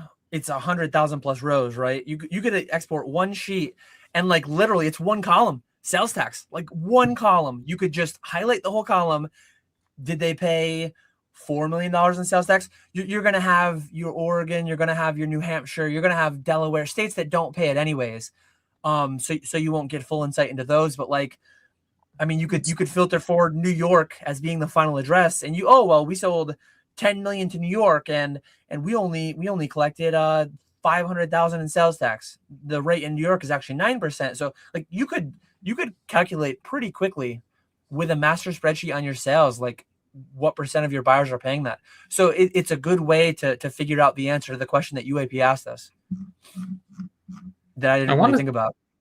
I want to say it was like on 49 million. It was like close to. I think I think you can look on a mobile. I think if I look at last year, taxes and government fees. That's the one. Yeah. Yeah. 2 million. 2 million and 3,000. Yeah, 2 million. 2.3 million. So that's only like 4 point something percent. Yeah, something like that. There's probably a lot of resellers then buying from you. I bet there's a decent bit of people sending to the vaults too. Yeah. That's a big one. That is a big one. Yes. So yeah, it'll be a lot of people shipping to their PSA vault, not paying sales taxes, shipping to their Fanatics vault, not paying sales taxes. But this says right here, the average combined state and local sales tax in the U.S. is about 7.5%, and the effective rate that James saw through his consignments is closer to about 4.5%. So some combination of resellers not paying it, some combination of people avoiding / evading it through the use of vaults, I guess, too. Let's see. That's interesting. Wait till Dan learns how to actually code. Oh man, would be nice. I do need to figure that out one of these days. Let's talk about this real quick, if you don't mind, James. In one of your videos, you were saying how you wanted to build like a platform to on like the back end of consigners, so they can see their payout or how much their auctions are at, what they're getting paid out, adjust the buy now pricing. What is something like, if you don't mind sharing, like very roughly, what is something like that cost to build out? Because Walrus and I were talking about this, and I said, I bet you could build it for, not knowing anything about this, just throwing out random numbers. I said it'd probably be like 100 to 200,000. Walrus thought I was insane, and he said it would cost $1 million. Well, I think it costs significantly less than both of those. It's not fancy. I mean, it's just like it has your items and it's listed there, and you click on eBay, and it'll have if you want to download a CSV of what it is, you can do that, and then it has all your payments. So it's not too hard, but it's significantly less than that. We're actually to the final stage. Really, all I have to do now, because it's all kind of there, is that I have to. We have like 2 databases. It's like all the items and all the SKUs and whatever, and then there's a database of like people's like information, their email and their names or whatever. So I really just have to combine of like attach the email to the SKU and the cert, which can be just a simple make 2 Excel spreadsheets, do a VLOOKUP and what the two. But we have a lot of consigners that have like the same names, but they're different emails.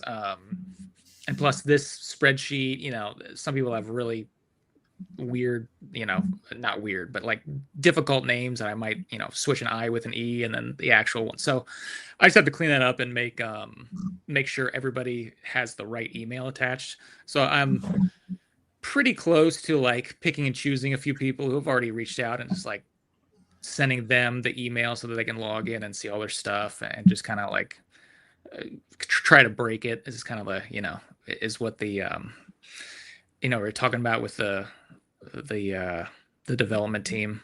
But it's pretty simple. It's definitely doesn't cost that much to do something like that. So you were wrong, Walrus. I was closer.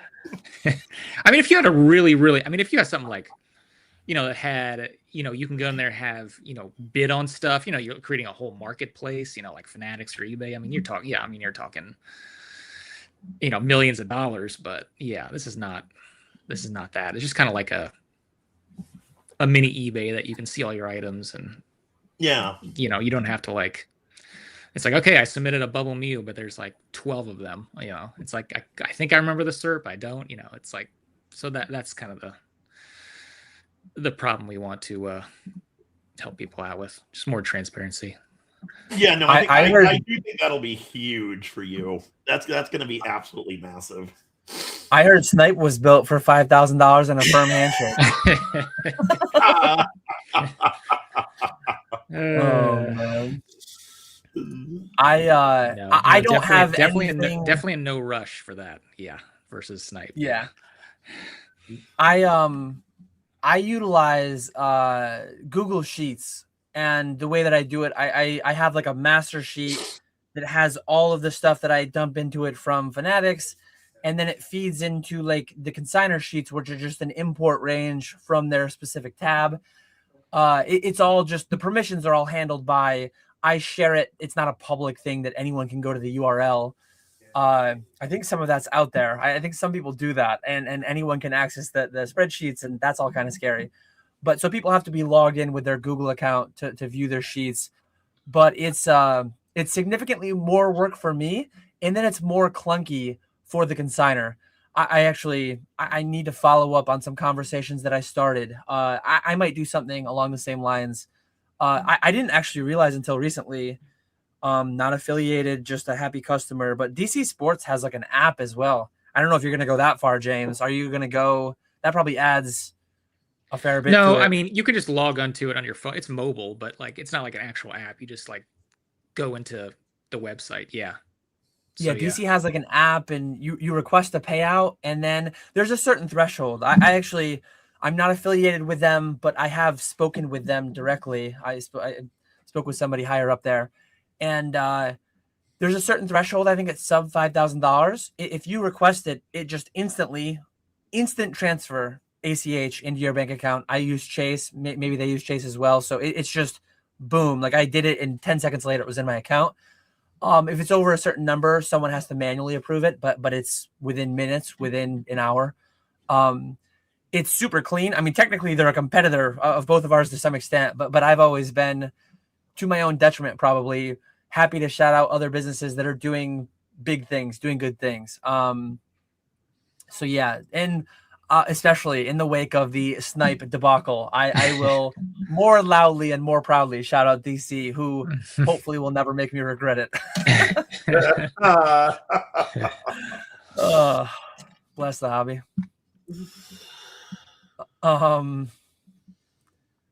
But yeah, that is a good question, because like, I don't know anything about that. I remember looking at the E4 thread, and I remember looking at like, there were pointers towards this, and there were databases, and there were these things left exposed. It's like, I don't know what any of that means. I know that utilizing Google Sheets, my biggest vulnerability would be like, if somebody hacked into my Google account, if somebody hacked into the consignor's Google account, they would see just their own. If someone got into mine, they would see everything. But it's like, that's the same if someone gets into your eBay account, they see all your stuff. If someone gets into your Fanatics account, they see like there's always some level of risk to some extent, but good unique password, two-factor authentication, all that stuff, like obviously applying. It's scary to think like occasionally you see government like political figures that have these things happen, and it's like they were just using like a personal email account, just like a regular, like not encrypted. Like some of these things that happen is scary. And then a decade ago or whenever that was, the Equifax breach, hundreds of millions of people's social security numbers just full dumped. Like, what a world! What a world! But everybody forgot and nobody cares, right? Is that Exactly. Yeah. Exactly. And some of that is like, oh, what do you think about the PSA 10 Illustrator drama? And was it Equifax or Experian or Trans, like all these different, one of them leaked 100 million, like all the information that you get. Like, who the hell cares about a white dot on a Pokemon card? There are, I don't know.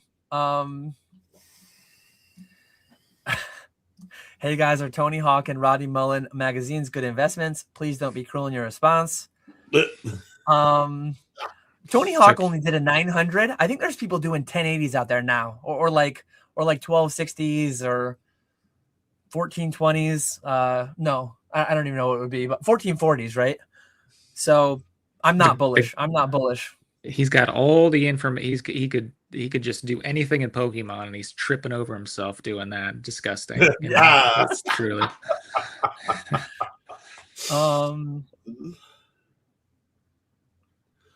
Czar Lurking wants to know, what are some new strategies you've tried implementing into your business to help tackle the increase of slabs you're consigning?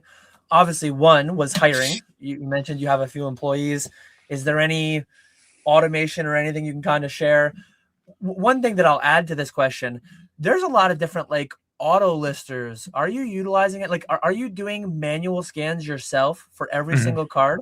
Or are you doing like, I know there's a lot of things out there where you can just take the cert and it'll pull from PSA, pull from CGC. The issue with that is like you won't capture any slab issues. Yeah, no, it's all just scanned. We have to scan them all because like stuff in transit, sometimes there's a little chip or damage, sometimes it's scratched. There's just things that you have to just, it just has to be exactly what it is, especially for authenticity guarantee. It needs to be exact condition that it is. But yeah, we have an employee that all he does is title the cards. So we don't do that. I mean, I know there are programs that can like scan the cert and kind of make a title, and even eBay has kind of like AI things to where they can make certain titles, but it's not perfect yet. And I just rather do it ourselves because there are nuanced things that aren't on the slab, aren't on the title of the the actual label that needs to be added. There's endless amount of examples of that.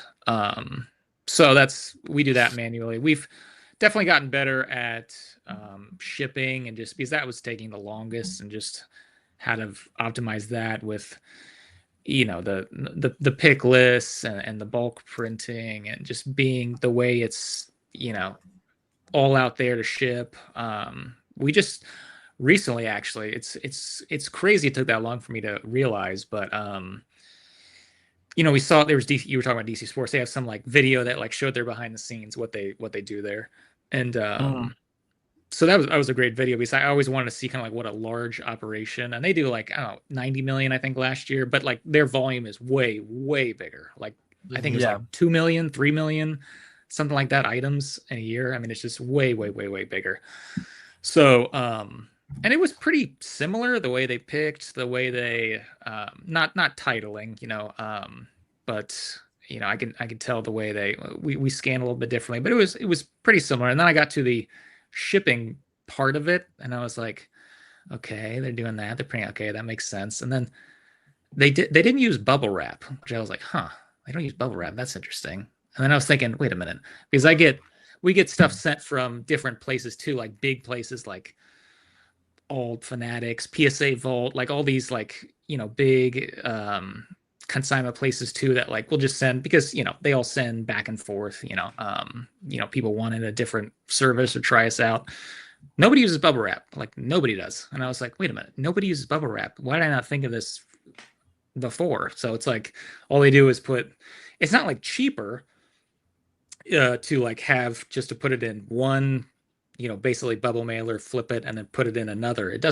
It's really about the same cost, but we like timed it out, and it was like half the time to do it, because instead of taking a couple rolls, rolling it up, putting it in, you just literally just boom, boom, boom, and it was like we timed it, and it was, I don't know, like 12 seconds to like put it in with bubble wrap, and it was like 5 without. It's like, we just saved half the time of shipping just by not using bubble wrap. And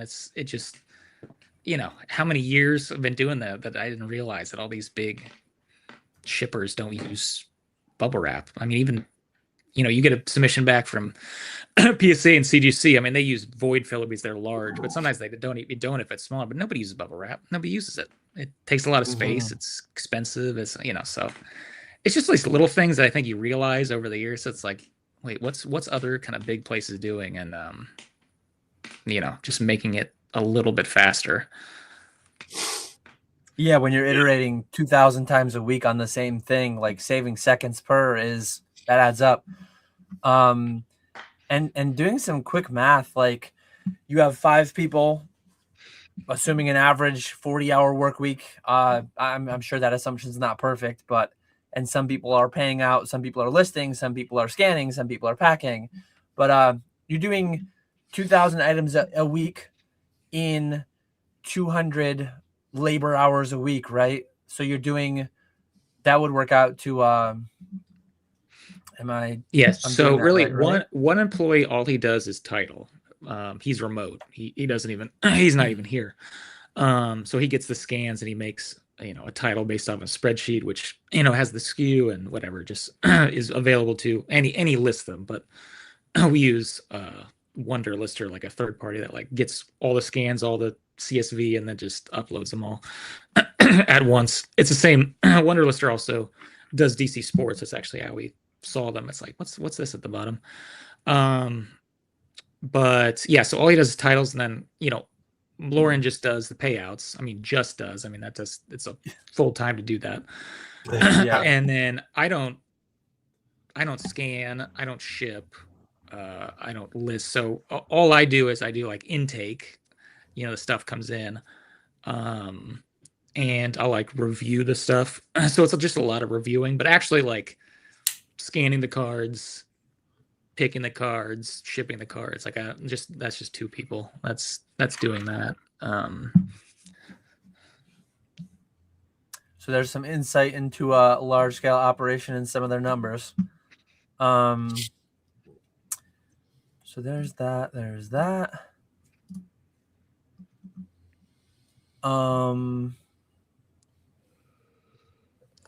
Here we go. Midicent wants to know, I made the video on quitting my job. You made the video on quitting your job and the boom. And so Midicent wants to know, did the first edition base set box sale to Logan Paul set you up for financial independence independently of Pokemon, or was it mainly to give you capital / buffer to quit your job and pursue full-time in the hobby? Yeah, it definitely didn't give me financial independence. It did pay off our house in Phoenix when we were there. So that was kind of the biggest thing. Like it was enough to cover that, but like, day to day, your whole life, anything else wasn't. So yeah, it was, but it was definitely, a really good first step to really building, a business, and having that to where you can focus on other things was a big thing. But no, it definitely didn't. I think after I traded all the boxes, all the Neo first boxes, which were like, I don't know, I think they were worth like 70 something thousand, 80,000. Traded it for that box and then sold it for 325. So 325 minus 70 something. So it was like 200 something, and then plus taxes on top. So, probably after all said and done, it was low 2s, high 1s, whatever the after taxes was kind of the main, sale of that. So definitely not millions of dollars to just kind of sit back for the rest. Would be nice though. It's you interesting. It's gone up since then. I think the Neo boxes. That's what I was going to say. I think the Neo boxes and everything you traded would have been performing a lot better than having kept just the first base box. I think so too. Yeah, that is true. Yeah. I mean, I think it was 2. They were all first edition. 2 Neo Destiny, 2 Rev, 3 Discovery, and 4 Genesis. I think. Yeah. So I think they're worth about the same at that time. But yeah, I definitely think you're right. I think those are definitely worth more now. Yeah, I don't even know what those boxes go for right now. I'm trying to look at one place that usually has a bunch of them. Yeah, it's I hard don't to think they tell. have Like any they of those kind of boxes don't available. sell. Yeah, Yeah. crazy. Yeah. Crazy. When will I be able to add booster boxes to my IRA? There are people trying to make that a reality as we speak. I guarantee it. As everyone says, the old CAGR, the old compound annual growth rate, puts the S&P 500 CAGR to shame. So why would you not?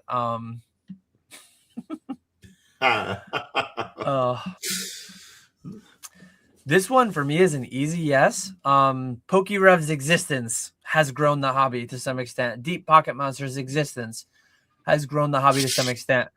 KetchumAllCollectibles, Old School Pokemon, maybe not so much, but have we grown the amount of people side hustling Pokemon? Have we grown the amount of people quitting their job to sell Pokemon full time? Probably yes to that, but absolutely. It's just a matter of to what extent. It's not a question of if, it's just how much. Yeah. Oh yeah. I would say it's a good amount of people, because I think a lot of people are similar, where they're on YouTube, they somehow stumble across a Pokemon video, and then that reminds them of when they collected back in the day. They realize that Pokemon's still a thing. They start diving down the rabbit hole, and that's when they get into cards. I think that's probably how it happens for I don't know what percentage, but I would say a good percentage of people come into Pokemon like that. I can't imagine people are just looking on eBay and buy something right out of the gate. Who knows, though?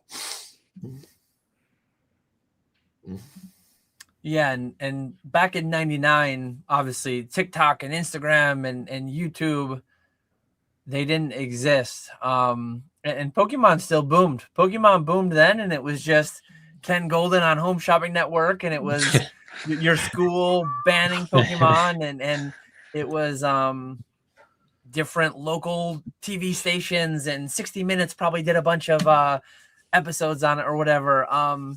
So it's not like it's required, but I think it just increases the speed of everything. It increases the speed and the size, and it just makes it all so much quicker.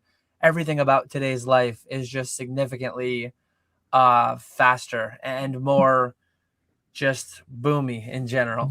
Boomy, yeah. Yeah, definitely those like videos of scalpers like fighting and stuff. Like that got a lot of traction on like just commentary channels that aren't Pokemon at all, that have millions of subscribers. So that probably hits some people too that are like, oh, this stuff's still worth stuff.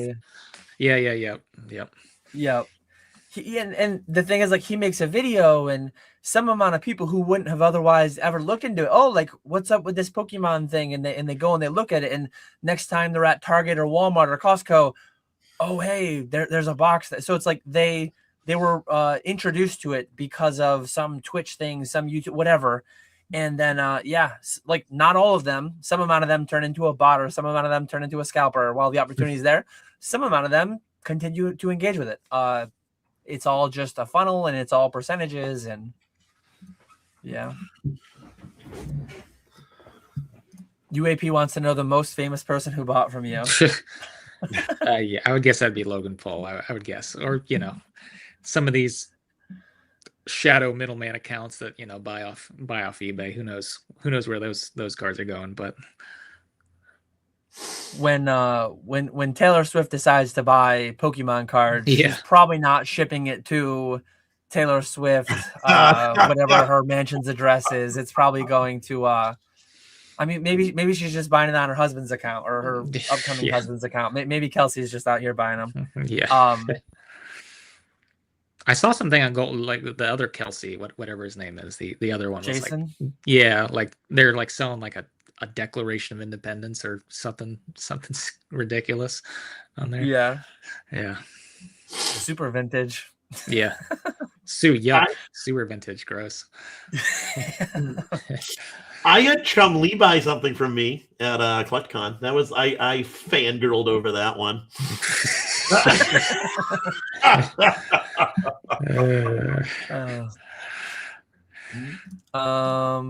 Let's see. Herblore wants to know if you've had any buyout offers. Have you had anybody come in swinging with some big numbers trying to buy the whole Nope. operation? Nope. Nobody come for the operation. Sometimes I told KM, I said, just tell Natty T, just what his number is, just buy it out. I know it's just chump change for him. So that is an interesting angle to take the question and turn it into something else a little bit. Your business as it stands is very sellable. I mean, you have a commercial lease of some kind, right? Like you have an office where this all takes place. You have employees. You are integral to the business. You are the name and the face when you're in your YouTube season of the business, right? But you theoretically, like, we could in 5 years, in 5 months, we could be looking at the faceless, mostly faceless Instagram page, doing the same type of posts. We could be looking at the eBay churning the same way that it's churning. For all we know, like you could sell it and we wouldn't know any different, right? The way that you're set up. Nick and I really don't have that. So I think that's an interesting thing to distinguish the two types of businesses.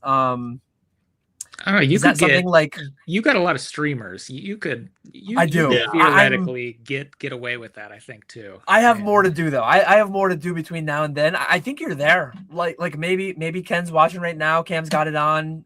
Ken over here's over his shoulder. Hey Ken, how's it going? Make sure you pump that MetaZoo base set booster case. But like you really next week you could sell Z&G Emporium the way that it's set up now. And you could just, oh, hey, James stopped doing YouTube again, as he does from time to time, and we wouldn't be any the wiser, right? Yeah, right. I'll be back in 6 months. Yeah. Interesting. I'm going out for some cigarettes. I'll be back later. Yeah. And then James just sails off into the sunset with his big buyout check. Oh, man. But that is an interesting thing. Do you have an end game? Is it always just more good capitalist, IPO, going public? Good capitalist, yeah. Just keep going. Yeah.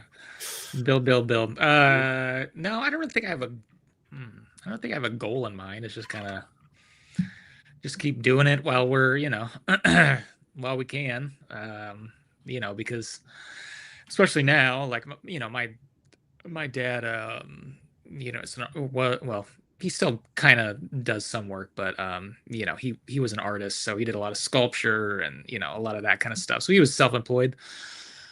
So I was growing up, and it's like it was either feast or famine. It was either you were too busy and it was like stressful how busy it was, or it was like there's no business and it was like stressful because it's like where's the next thing coming. So especially now, especially when we're booming, like just keep it going, because who knows what the next year brings, so yeah, it's just keep one step at a time.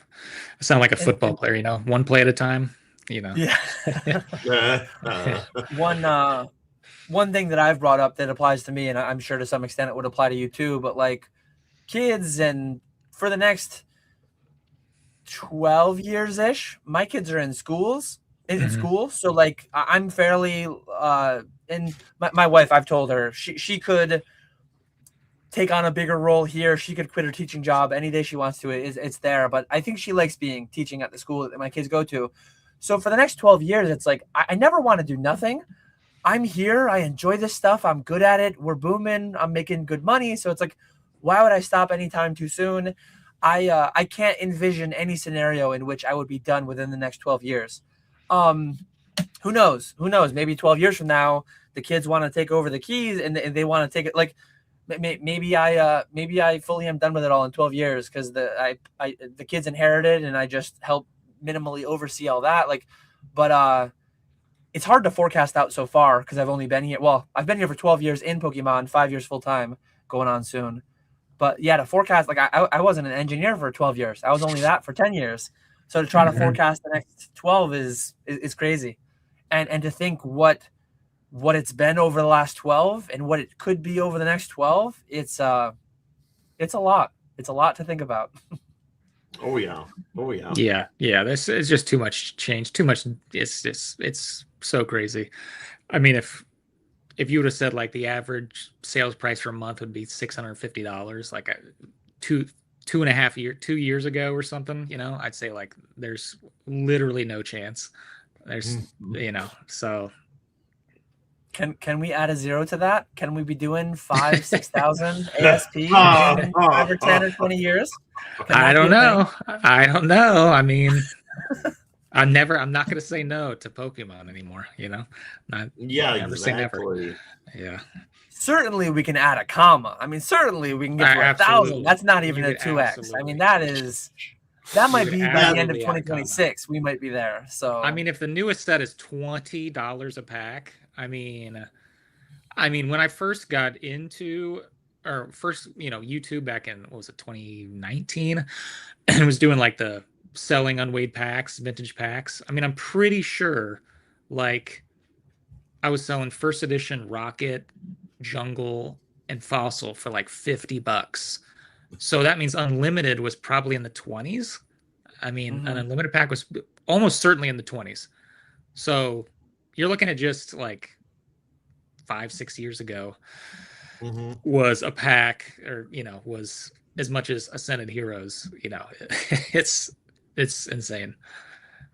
Yeah, my bread and butter 10 years ago, maybe 11 years ago, I was buying fossil boxes for $360, $10 a pack, first edition fossil boxes, to $400 a box. And I remember when they got around $500, $600, $700 a pack, it's like $20 a pack. Like I don't know if I can swing this anymore.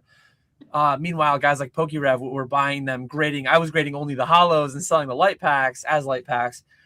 PokeRev was buying and opening and grading every common, uncommon, everything. That man was an innovator. Pokemon Revolution cards back in the day.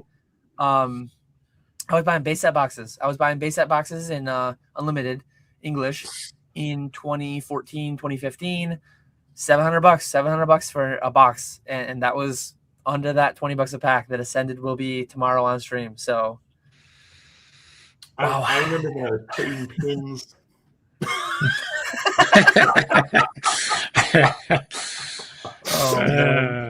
Wow. Oh, here we go. This is a good point. If AI goes as fast as I think it will, I could have a seamless transition out of the business as well without people being any the wiser.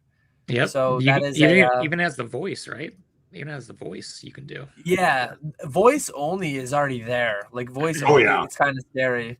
I think there's a lot of like old people, grandparent scams that go on where they just take your voice and they call your grandparents and say like, "Hey, it's me, Dan. Like, wire me a bunch of money here because I'm."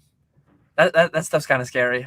Wasn't there some like Pokemon supposed thing that happened in that? They impersonated the guy and they got the parents or somebody. Do you remember that being a thing in the space like 17 drama circles ago? Like 2 months ago? They called like the parents and said, I'm going to have a friend meet me.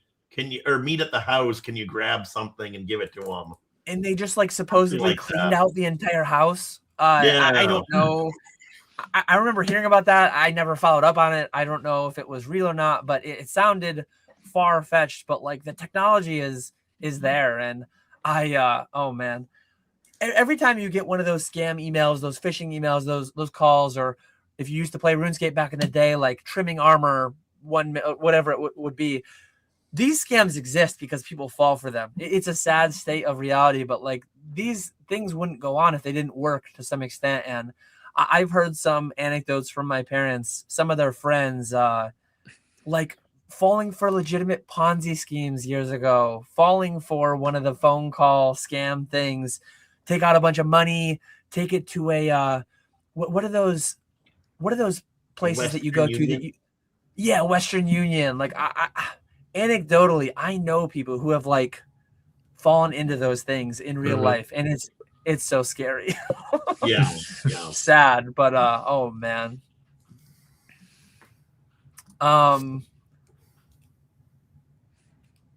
What's the estimated value on your individual brands? If you IPO'd tomorrow, what would the value be put at in your IPO? UAP going deep on the question. I think a business that is so highly speculative as this, I think it would be, well, James mentioned in his video recently that no inventory. He sold it all, but recently he's doing a little bit of plays at 107% of market. I think my buyout would be like, it would be like 90% of inventory value plus 2 months worth of earnings. Like it's so requiring me. It's like it's not going to be a 20 PE ratio. I'm not going to get like Coca-Cola type valuation, or I'm not going to get infinite multiple of earnings like some of these tech stocks get. So I think mine would be it would just be my inventory functionally. There's no value to the business as it stands. Yeah, I don't think like Shark Tank would like our businesses. Yeah, no, not at all. No. You don't have a business. You have a little speculative hobby. You have a hobby. Mr. Wonderful would be like, hey, I do like cardboard rectangles like you do, but yes, this is a terrible business. I'm staying far away. He'll be like, I'll just buy CGC. I'll just buy PSA. I'll buy eBay or Fanatics or whatever. Oh, I meant to take this one earlier. So 40 minutes ago, Nick Bona 67. Let us know if you're still here. James, do a little Ken Golden impression. Pump up your PSA 6.5 base first Charizard. We've got a potential buyer, or we had them in the stream 40 minutes ago. Nick Bona 67. Closed. Price is firm in a boom. You know. There you go. Today's price, tomorrow's discount. We're gonna be raising the price soon, so buy now. Yeah. One thing that I love, there's one of the sellers on Heritage. Heritage sometimes has some really big Pokemon blocks. So the way that they do it, they have like a live auctioneer. You can bid online. Some people are there bidding in person. Some of the things that she'd say. Oh, let's see if I can remember the quotes. Nick, you probably know what I'm talking about. Yeah. Here's the one that really got me. Regret is a painful thing. Click that bid button. Regret is a painful thing. Click that buy button before someone else gets it. So here's my shilling for I'm not a party to the transaction. I won't make any money. Regret is a painful thing. Click that bid button. Click that buy button. Today's price, tomorrow's discount. We're in a boom. I mean, buy it now before it doubles again. There was another one that she said all the time that I loved, and I can't remember it. Well, I know we sold a 6 for like 16K. I think that one's listed for 18. So 2K for a 0.5 sounds like a deal to me.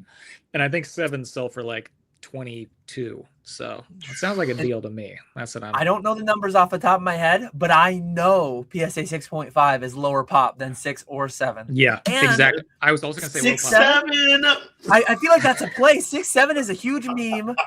6.5, 6, 7, like there is something there. There is something there. So hopefully your bonus is still in chat. I want to see it come through the email that it was bought, but also first you got to click the affiliate link before you do that. This affiliate link. Right? This affiliate link. We would make more on that than we've made in the past 2.5 years in our PokeFlips affiliate link, I think. That will be hilarious. If you get a notification that thing sells between now and the end of the podcast, I'm gonna pull it up on my eBay. Hell, I might just buy it. This is not a pump job, but it will sell probably soon because I know when higher end stuff is about to be sold because I get a whole lot of people asking about it. So that card, I've gotten like, I don't know, 3 messages today from different people, like 4 yesterday. Like, will you take a little bit under? You know, it's like, it's a base first. It's just the price is what the price is nowadays, you know, especially right now. But how many messages do you get a day? You must just get flooded with messages. Yeah. We're going full pump here. Yeah. Check that bad boy out. That is, it's hold on. Look at Dan. Look at that pop 28, 6.5. Oh my God. Right there. 28. Only 28 people in the world could be the owner of this card. That's it. That's it. How has nobody clicked that buy it now button? Regret is a painful thing. Regret is a painful thing. Clean. Hey, it looks like a clean 6.5, huh? Clean 6.5. I have. Oh, look at I'm that. not even meaning in here. 4 carts. You see, in 4 carts right now. Oh Click boy. that. People want this lightning bolt. People want this. 47 people are watching this. Make it 48. Boom. I'm watching it. Wow. So yeah, there you go. Nick Bona, if you were on the fence, we should have shoved you right off the fence into financial freedom. We with should the have purchase of that card. Just like every single other card, you look back in 2 years and it'd be like, man, I wish I would have bought that. You know? Yeah, That's just the way it works. I don't think this will go the way of the $8,000 PSA 9 base unlimited Charizard. I mean, only 1 out of 10 cards from that video are still lower, right? As we said earlier. Yep.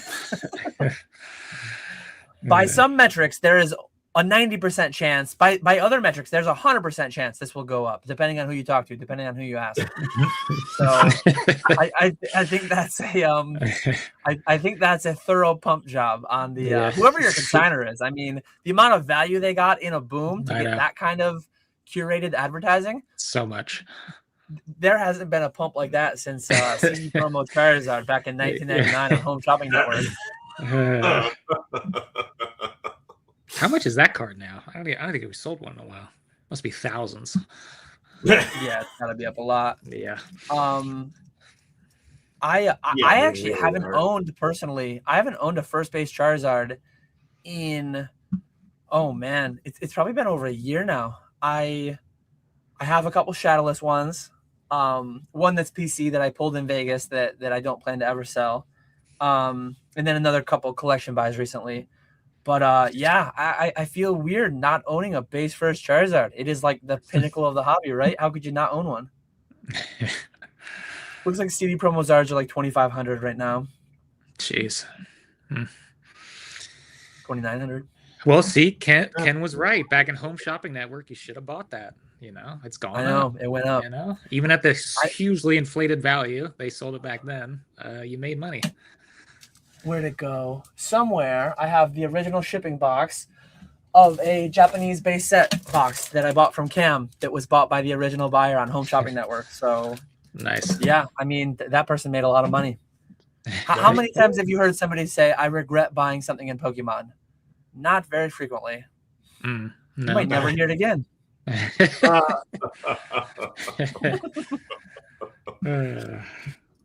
James, how bad was your first interaction with these two plebs, and what was it? E4. Yeah. 4 days. I think it's the E4 days. Yeah. I can see that Crobat avatar right now. Yep. Yep. I can see Dan getting a little feisty with Gary. I like that because it was, you know. We had some we had some back and forth. I don't remember much. I don't remember what Nick talked about on there much, honestly. He wasn't as feisty, I don't think. I don't think he No. I think he was way too busy selling 25-cent singles on eBay.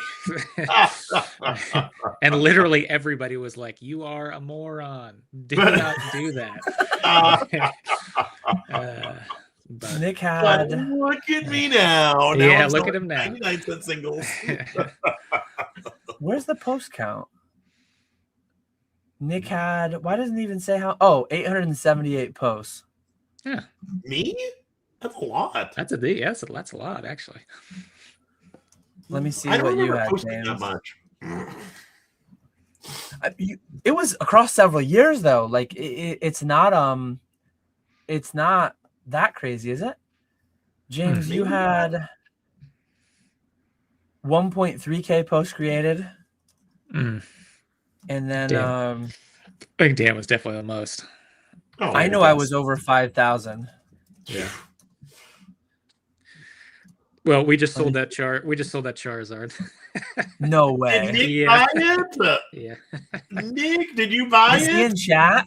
Is he in chat or did he miss out? That's hilarious. I love that. That's so funny. I was actually going to be fairly upset if it didn't happen by the end of the podcast, but just it like a few happening minutes. within minutes. I mean, we just added 17K of GMV to ZG Emporium. So I would give you a finder's fee, but Lauren already gave a $49.99. We'll consider that our finder's fee. I mean, yeah. that's so hilarious. So I said at the outset that we were going to make a dime a piece. We are booming so hard that Nick and I make 25 bucks a piece.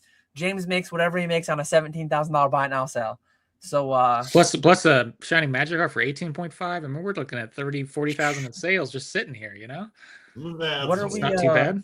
That's not too What bad. are we pumping next? I mean, how many buy it nows do you have on your how many buy it nows do you have on your list?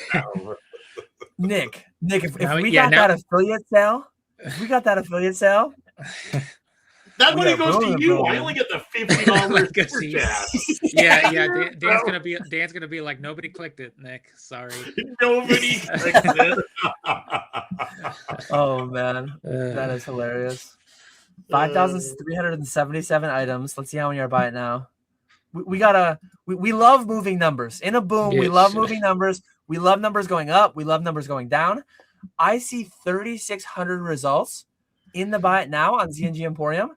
If this number is not below 3,500 before we end stream, what are we even doing? What are we even doing? If we can't sell 100 buy it nows, is there a certain day, James, that you guys list? Are we actively listing buy it nows as we speak or no? Yeah, well, we listed some yesterday. We list some probably today, and then the rest, whatever it is, tomorrow. So we're a lot quick.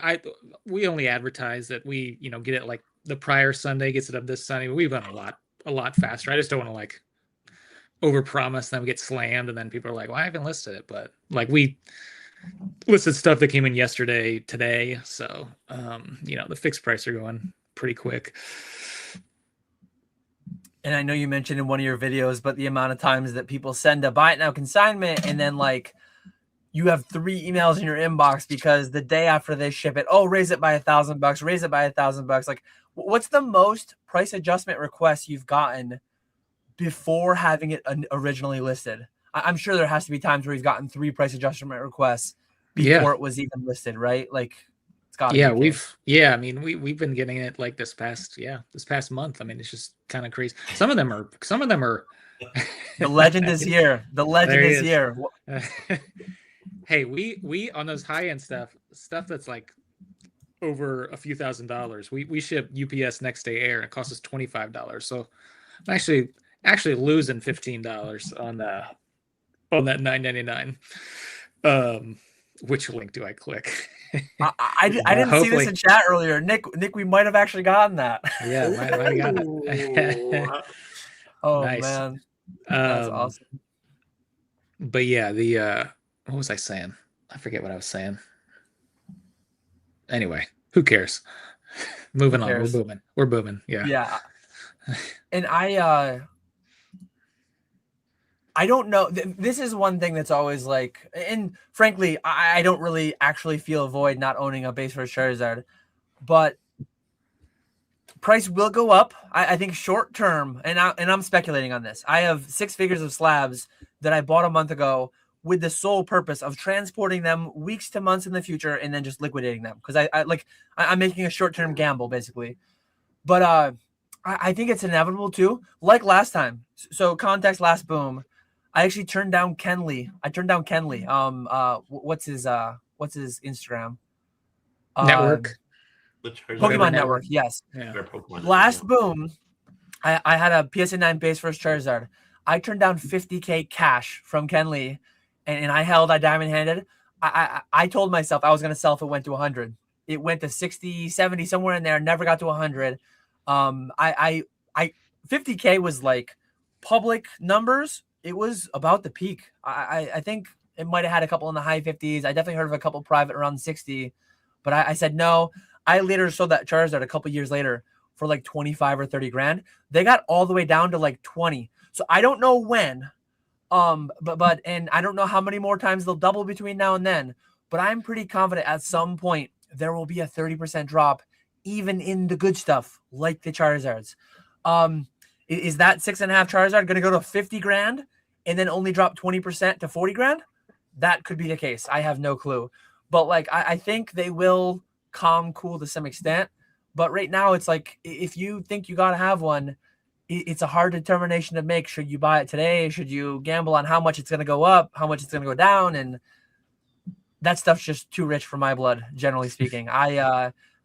likely in the future I will own a PSA, or even a base first Charizard of some kind. I'll probably never own another 9. I'll probably never go that high again. I actually would love, and it's crazy that it's like 15 grand now or 20 grand now, but the first PSA submission I ever sent, back when you used to get 15 CC free, 15 Collectors Club vouchers. I graded a PSA 5 base first Charizard in a collection that I bought on eBay for $1,000. I graded a base first Charizard from that lot, and I sold the Charizard for what I paid for the whole lot, about $1,000. And I would love to get not just a 5. I want that 5. I haven't put up searches yet for it, but at some point I'm going to put up a search on eBay, and I'm going to try to find like that same cert. I want the old cruddy 2 cert that I graded myself originally back in the day. It's probably sad it's answer. Probably cracked in a 10 now. It's probably cracked out, and it's probably a CGC 7 or a BGS 6.5. Yeah, like it's probably, or a PSA 7 and a 12 cert. Like I probably can never get it, but my white whale. That's so funny. That's like the same. Like my first one was like, it was like $800 something, a really beat up one. I think I graded like a 5. I think mine was a 5 too. Yeah. But that sold it for like $850, made $50, you know. Yeah. mine was part of mine was a bigger collection. Mine wasn't just that. And it was nice because like that paid for everything basically. I bought and sold that, and that was like the rest of the lot for free. That was back when my bankroll was 5K. I started everything with 5K, and so that was 20% of my bankroll that I put in that one collection. Crazy to look back. It really is. And you thought you were killing it back then with that sale. I know. Nick said, "I'm a gambler. I'll sell it at 30K or never." You love to see it. Oh boy. Oh, nice. we are fully caught up, almost fully caught up with questions. I have one more star that I'll take. If anyone has any final questions, let us know. We're going to be here for the next 20 minutes or so. We're going to wrap up before 4 Eastern. But Greeny wants to know, well, Cam says, what does that even mean? Cam is thrown off by the question. Josh's question, though, what do all 3 of you do for fun outside of Pokemon family stuff in this market? Silence. It was pretty normal. Just like hang out with family. Like that's, hang out with 2 kids, play with them. We got this, like, it's almost like, it's called an NEX. It's basically like a new like Wii. It's like a little tiny thing, and then we like play.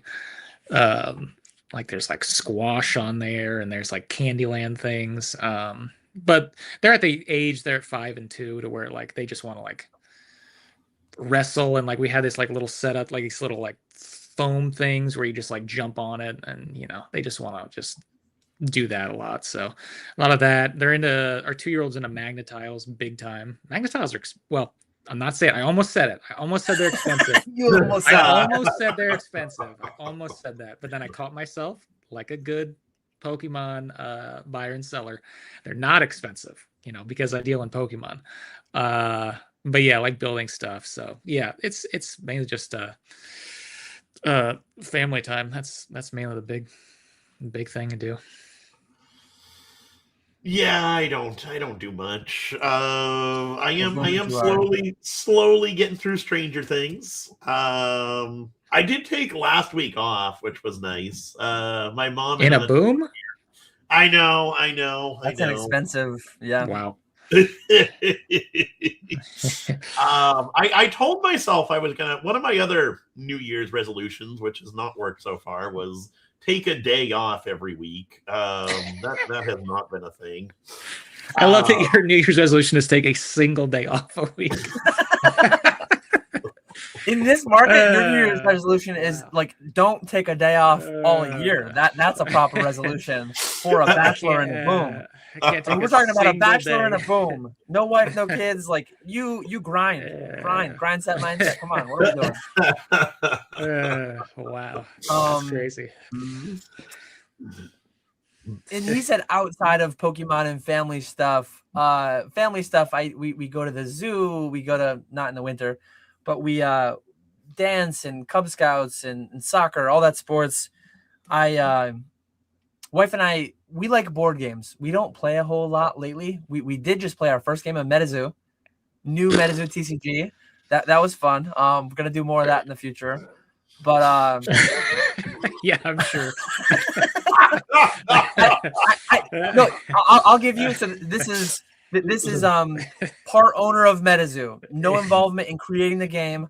I'll say that I think it's a fun game, but TCGs are just generally not for me. So 2 games that my wife and I love. We have Race for the Galaxy, and we have Seven Wonders Duel. I don't know if anyone in chat will know either of those games, but you buy them for $30 and you have infinite replayability. Think of like a chessboard. You buy a chessboard for $30. There are people that have played their lives 30,000 hours of chess with the same chessboard. TCGs are inherently a lot of work. Like if you want to be good at something, you've got to spend a lot of time doing it. Every time a new set drops, spending hundreds of dollars opening packs, buying singles, whatever, keeping an eye on the meta, what's changed. Like I don't have time for that, frankly. So like what my wife and I did was we played with the theme decks. We played with the flex decks, they call them in MetaZoo. I will never graduate unless, the only exception being, if my son gets into Pokemon TCG or MetaZoo TCG or One Piece or whatever he gets it. If my kids get into it, I can justify spending more time getting into it myself. But like in this market, I don't have time to get into a TCG. It's not even about it being expensive, which it is, like Magnetiles, significantly more expensive though. But like TCGs are expensive in time and money. Like if you want to be the very best, like no one ever was, you got to put in 40 hours a week. Like the guys winning worlds and all that and winning regionals, and it's crazy. And I just so yeah, like open, honest review of the MetaZoo TCG. I think it was fun. I think the Pokemon TCG would be fun too. But I'm just not a TCG guy that can do it at like a high level and stay that engaged all that time. If my son gets into MetaZoo TCG, I do not have a son. Oh man, that's funny.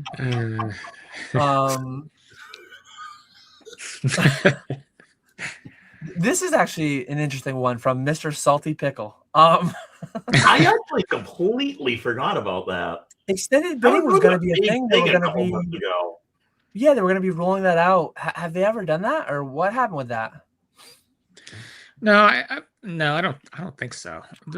You know, eBay, like any huge publicly traded company, you know, it just takes a long time for anything to get through. So I don't know. I haven't seen it on our stuff. I'm sure there'll be something to like, do you want to like test this on certain accounts, you know, first, but I haven't seen anything. Yeah, that's interesting. I wonder if they scrapped it entirely, or if the rollout just had some hiccups and it'll take another 18 months at the drawing board, or no idea. Sky wants to know if you've joined in with the Magnetiles. He used to have a ton of fun with those when his daughter was into it. Yeah, definitely. But the most fun I think she has is like you build. Oh, she likes building it, but then just like completely destroying it, and then just like just Godzilla, you know, just wrecking through it. So, and she puts like these little, like they're called little people. Like she puts them inside, and then just, you know, destroys their whole dynamic. So, yeah, that's. But also, Lauren's gotten into Lego since Christmas, so she built me the Black Pearl there. Yeah, so it's deep. We already. And there's a lot of them already. Pre-ordered the $1,000 worth of Pokemon sets, I presume. Yeah. So why I've gotten back into flipping, I need some Lego money. I need to flip after Pokemon to get some. There we go. But they're not actually expensive because we're in Pokemon. So correct. When people came in, they're like, "Wow, this much for a, you know, whatever it is, 10 cent for a brick or 8 cent, whatever it was." It's like, buddy, you are selling a pop 20,000 illustration rare for $2,000. You know, let's be real here. Let's be real here. I mean, $49 million in net profit in a year. Nothing's expensive. That's true. At that tier. That's true. So no, I still got to flip to make that Lego money. Yeah. So I have a $1,000 Gengar chair coming in too. I pre-ordered myself a Gengar chair. Oh, I was tempted lab, to I get think. one of those, but then I saw Gengar chair. It's like an office chair. Supposedly, there it's like a gaming chair, but Please, it's please tell me Pokemon. you're keeping it sealed. Please tell me you're just not even. It's gonna be a big box. You're gonna a see. chair. I'm tall, so I might cover up the whole chair. Sadly, I'll have to start recording at this angle, one so that I can write off the entire purchase of the chair, have it be a video prop. But $1,000, I need to get that baby some camera time for sure. That sounds We're like booming. Yeah, that sounds like you should probably buy one sealed though, because a lot of people are going to be breaking I that. thought about going with two. The attrition has got to be high on office shares. How disgusting of investors, you know. You probably thought pretty hard about buying two. If it wasn't that big of a space take up, that's the crux for sure. Yeah, I mean, Nick's got a enormous, display back there. Does it even turn on? Does it turn on? It does. It prints and everything. Wow. Okay. Yeah. All right. I was thinking about getting one until I saw the price. And then I decided not to. If they had a Squirtle, I think that would have threw me over the edge. But it was only the Pikachu, Eevee, and Gengar. And the Gengar was the easy pick out of those three. Yeah. See, I was thinking about the Pikachu. Pikachu was number 2. The Eevee, the colors just weren't good with the Eevee, I don't think. Yeah, I didn't like the Eevee one. The Gengar was solid though. Are they actually really good quality chairs? I looked into it. I heard they're really nice. Our PSA 6.5 Charizard buyer loves theirs. DJ's Poke Center in here has a Diablo 4 edition! Exclamation point. So I presume he's happy with it. It's not a negative interaction. Doesn't sound like. So I talked with a bunch of people and yes, they are actually really good chairs. I think I have a $60 random Amazon special. It's I've never bought a nice chair. So we're booming. Let's try it out. If I just bought 2 loose Destined Rivals booster boxes, that'll probably be worth 50 grand at retirement. This chair will be in the dumpster at retirement. So it's a horrible buy and a boom, but you got to live a little too. That is true. And I mean, for that $1,000 purchase, it's actually only $700 because you got $300 in taxes. Just written off right there. Nice. Yep. What would be the benefit of adding a collectible to your retirement savings? No capital gains tax on long-term holds. I think that was asked in response to the question about adding them to your IRAs and whatever. If and when they ever got that treatment, you would be able to buy it with pre-tax money if you went traditional. And then it could have pre-tax growth, and it would just be taxed as you took it out at your marginal rates. Or if you could save it into a Roth, you save it with post-tax money, and then you never pay tax on the gains. So right now, you buy a Destined Rivals booster box for $500. At retirement, you sell it for $50,000. You've got $49,500 in capital gains. If you can get that $500 Destined Rivals booster box into your Roth IRA, $500 goes to $50,000. Boom, $50,000 tax free. Then you're really crushing. So I just saw Nick's eyes just glaze over the whole time. He's just shoot me now. He's you have not seen right now, Pokemon investments cannot go into a 401k or IRA. Wait till you see how these buckets change once that changes. If that changes, we are gonna really be booming then. We're gonna be really cooking. Sorry, quit asking these questions. We love the tax conversations. If you put in $30K 3 years ago and your collection is now worth $150, would you try and get your initial investment back and let the rest ride, or keep all your chips on the table? Biggest thing it comes down to is do you need the $30K? If you need the $30K to pay your rent and to live, and I would probably be more prone to pulling money out. But yeah, it just depends on your entire picture. If you don't need the money whatsoever and you're bullish on it in the long term, why reduce your cost basis, pay taxes on it? And because depending on your tax situation, you might have to sell 50 grand to pull 30K out net. So mathematically, you might look at it, 30K over 150, that's 20%. I can sell 20% and then I can have it free rolling. No, you might have to sell 33%. You might have to sell 50K worth if you're at higher tax brackets. So yeah, a lot of nuance and stuff, but like it's all nuance. What are you guys' thoughts?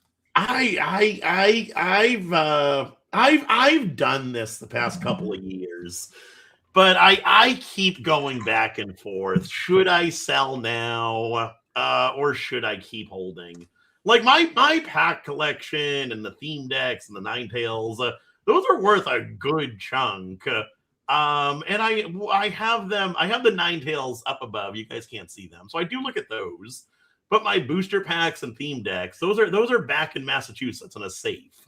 I haven't looked at those in forever. So is it worth keeping those? I keep going back and forth on whether to sell them, but I don't necessarily need the money. So do I keep holding? It's a very tough decision, Zach. I think right now I am going to keep holding though. What about you, James? I think you just sell immediately through either Dan Fanatics or Z&G Emporium, I think. Or Golden. Golden's there too. Cam's there too. Let him eat a little bit. Yeah, right. Go Kenny G's not even enough.